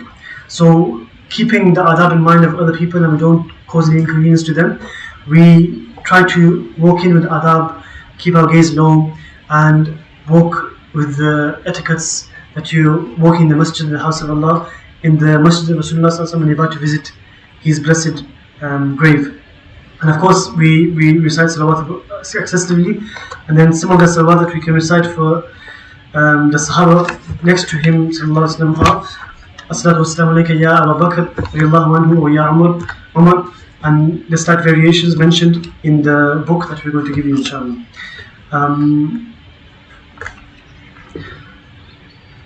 We won't have time to mention now, but there are some significant pillars in Masjid Nabawi that we should learn about and we should read about, especially whilst we're there, because it's alive right in front of you, and it's so easy for you to go back into Seerah and connect with the Seerah of Nabi Sallallahu Alaihi Wasallam. So, for example, there's a pillar when Nabi Sallallahu Alaihi Wasallam used to take rest. There's a pillar when Nabi Sallallahu Alaihi Wasallam used to receive delegations, and they all have their names. And in the book, there's some slight illustrations which will give you an understanding of what they look like. Whilst in Madinatul Munawwarah, we can become a bit relaxed because we don't have tawaf to do, or we don't have an umrah to do, but we should stay particular about our timing as much as possible. We should dedicate a time when we get to go to the souk and buy our dates and any other essentials that we need to buy, but limit our time. Try to put a timer on for ourselves, limit the time, try to go at a convenient time where it doesn't clash or come close to the salah times, and try to get your necessities and come back again. But the maximum time we should spend in Masjid Nabawi as much as we can, rather than our hotel rooms or in the marketplace trying this ice cream and this juice and this takeaway. These things we get here anyway, and we're not going there for this, but we've made so much effort, so much time, so much dedication, so much money we're spending. This nowadays, forgive me for saying this, but in many places and even in the Haramain, it's becoming a tourist attraction, and some things are being promoted more than they should be because of this reason, to increase tourism. So we are going for a noble purpose, we're going for a noble aim and noble objectives. We should keep this in front of us, and if need be, between our families, as a reminder, we should make mudhakara. We should remind ourselves, just a couple of moments whilst we're in the hotel room or before we're going again, just one of us maybe read something from the book or say a few words as a reminder for yourself and your family and those of your loved ones who are with you. And this will help us to stay on target and keep us, inshallah, for the purpose that we're going for. Whilst we're in Madinatul Munawwarah, give as much sadaqah as you can. There may be poor people around. We give for this pleasure of Allah, but there are some intentions that we can make For example, helping the people of Madinah al-Munawwara, there are some narrations and some virtues about this. So even when you're going to buy dates, for example, have the intention that you want to support those people who are the neighbors of Rasulullah sallallahu alaihi wasallam. They're living a life there, mashallah. They're so fortunate to live in Munawwara. It's a dream of so many Muslims around the globe. But Allah has chosen them and selected them, and so we should value every single believer who is around us, inshallah. I'll try to finish it for the next minute or two. Of course, you'll get a chance to visit Jannat al-Baqi and many other sites. One advice I'll give is that try to find, and inshallah Shaykh Riyadh can advise you, and I have a couple of people that I can advise you about as well. There are some ulama who live in Makkah al-Mukarramah and Madinah al-Munawwara who are guides, and they take people for ziyarat. Rather than just booking a cheap taxi, I would recommend for you to invest in the right person and the knowledgeable person, pious people who can take you for ziyarat also, inshallah. We're taking so much effort to go there, and we shouldn't treat it like a take the box exercise where we just try to get the cheapest one, just grab any taxi and take us to ziyarat, and we just go and tick the box. Yes, I went there, take a selfie, I went there as well. No. Try to take out your time and dedication, and it's a golden opportunity for you to connect with the seerah of Rasulullah sallallahu alaihi wasallam, and so many stories of seerah will come to alive for you when you're in Madinah al-Munawwara in these blessed places. So take out time for ziyarat, but like Shaykh mentioned before, try to do it in a way that you don't clash with the salawat, and you still get to pray your salah with jama'ah and with takbir ula in the masjid of Rasulullah sallallahu alaihi wasallam as much as you can, inshallah. Jannat al-Baqi has many areas and specified places where some of the Sahaba and the noble Ummahat al-Mu'mineen are buried, the noble mothers of the believers. So whilst we're in Jannat al-Baqi, just think about the sacrifices, think about the efforts they made, have love and veneration for the Sahaba and all those pious people buried there, and we should have a keen desire that may Allah accept us to be buried there also. May Allah allow us death in the blessed lands. A couple of other adab that we're going to mention is after we've given salam, we should be careful that we don't turn our back towards the grave of Rasulullah sallallahu alaihi wasallam. Of course, when you're praying salah and if you're in the front rows and you get that honor, then you will be facing the Qibla, and then that way your back is towards the grave. But as much as we can, intentionally we should try to avoid doing this. This is from the adab. Another point I will mention and I'll finish off for this is we've become very careless and very negligent, and courageous is not the word, but some of us, because of this mobile phone and because of us showing everyone else around the world, or putting on our WhatsApp status or putting on our Facebook, we want to show the rest of the world where we are, what we're doing. We should be very, very careful, especially in the Haramain, both of the Haramain. We should remember the adab of these places, and if we're going Hajj, we're going Umrah, our family will know.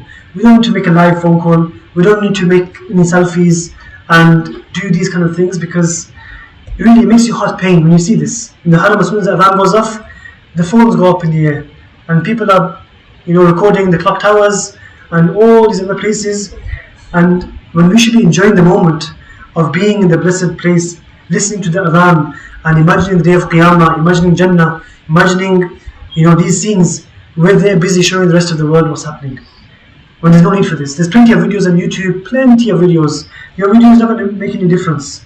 Apart from your face being there and your selfie, there's no other difference. There's so many better videos out there and better videographers who have made videos and vlogs.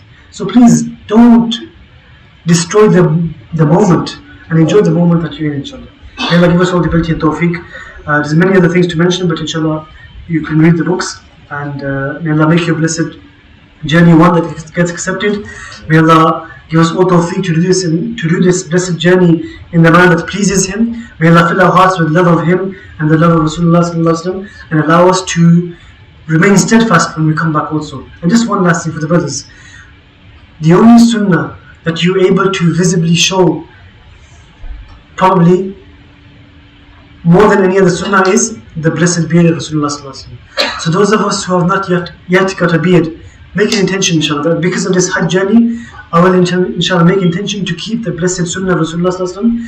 And this is one of the most visible sunnah that Nabi sallallahu alaihi wasallam will recognize us with at the day of Qiyamah also. And of course, we're standing before His court when we go for Umrah and Hajj. So let's make this intention, inshallah. May Allah give us ability and tawfiq. Jazakumullah khairan.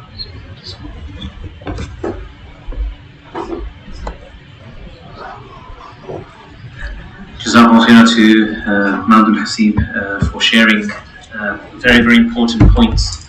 And indeed, if we spent half the time on just the ziyarah, then it would have still not been justice.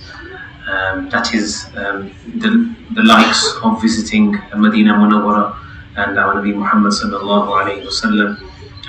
One thing we learn from the hadith is that when you go to do your salam to Rasulullah sallallahu alayhi wasallam, then you should also ask for shafa'ah of his, intercession of his for the day of judgment. So you will say, Assalamu alayka ya Rasulullah wa shafi'ni, and do my and intercede on behalf for me. And if you want to say Yawm al-Qiyamah, you can. If you can finish in Arabic, it doesn't matter. If you can't do in Arabic, you do in English, you do in any language you can. There is the old masjid and there's a new masjid in Masjid al-Nabawi sallallahu alaihi wasallam. So all men should try and pray in the old masjid, which is right at the front. We're not talking about Jannatul Baqi', we're right at the front. So we should all try and head early and pray over there. I'm just going to mention, I did say I was going to mention about Hajj Mabrur, what it is. So in concluding advice, Hajj Mabrur, Imam Hassan al-Basri rahimahullah, he mentions that أن يرجع زاهدا في الدنيا راغبا في الآخرة. Hajj Mabrur is that when you return from Hajj, your love for the world has lessened. You have become unattached to the world, detached. And راغبا في الآخرة, and your inclination and your attachment to the hereafter has been established. So if you return in that state of heart and mind, then you know your Hajj has been Hajj Mabrur. And if you come without anything different like that, then we have to question our intentions before going and when we were there as well. When you come back, then you should make it a firm resolution to not without any need talk about your good deeds. There's no need to blow a banter and blow your trumpet that I did this and I did that and in this heat and that heat.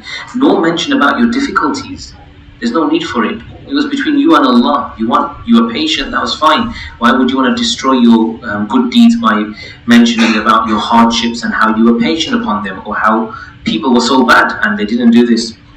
The next thing is, when you're back, then you have to make a firm resolution to have a greater connection with the ulama, with the inheritors of the prophets. That I will regular the durus, I will sit in the gatherings, I'll make sure I'm there for Jumu'ah, for the talk on time. You will do tawbah from all your sins and you will not return to them. And you will have concern and fikr for your islah. You will try and connect yourself to a spiritual shaykh and a mentor who can correct our affairs of our heart and really direct us towards Allah subhanahu wa ta'ala, hold our hands and take us to through this journey to Allah subhanahu wa ta'ala. You're journeying your bodies and your hearts as you go for Hajj. When you come back, you can't stop this journey. You have to carry on the journey of the heart to Allah. For that, there are spiritual mentors. And again, the masjid is always here to support you with any Islamic literature and guidance towards the God-fearing ulama. So you're always welcome to contact the masjid for this. May Allah subhanahu wa ta'ala accept from yourselves who have sat here, from the presenters who have presented. Any shortcomings was from the nafs and shaytan, and any goodness that was said was from the inspiration of Allah subhanahu wa ta'ala and the sincere desire that the congregation has shown. Subhanallah bihamdihi, subhanallah al-azim, ashhadu an la ilaha illa anta astaghfiruka wa atubu ilayk. Inshallah, I'm still here to take questions, but we'll do it off the mic so the brothers can go and sisters can leave as well. Jazakumullah khairan.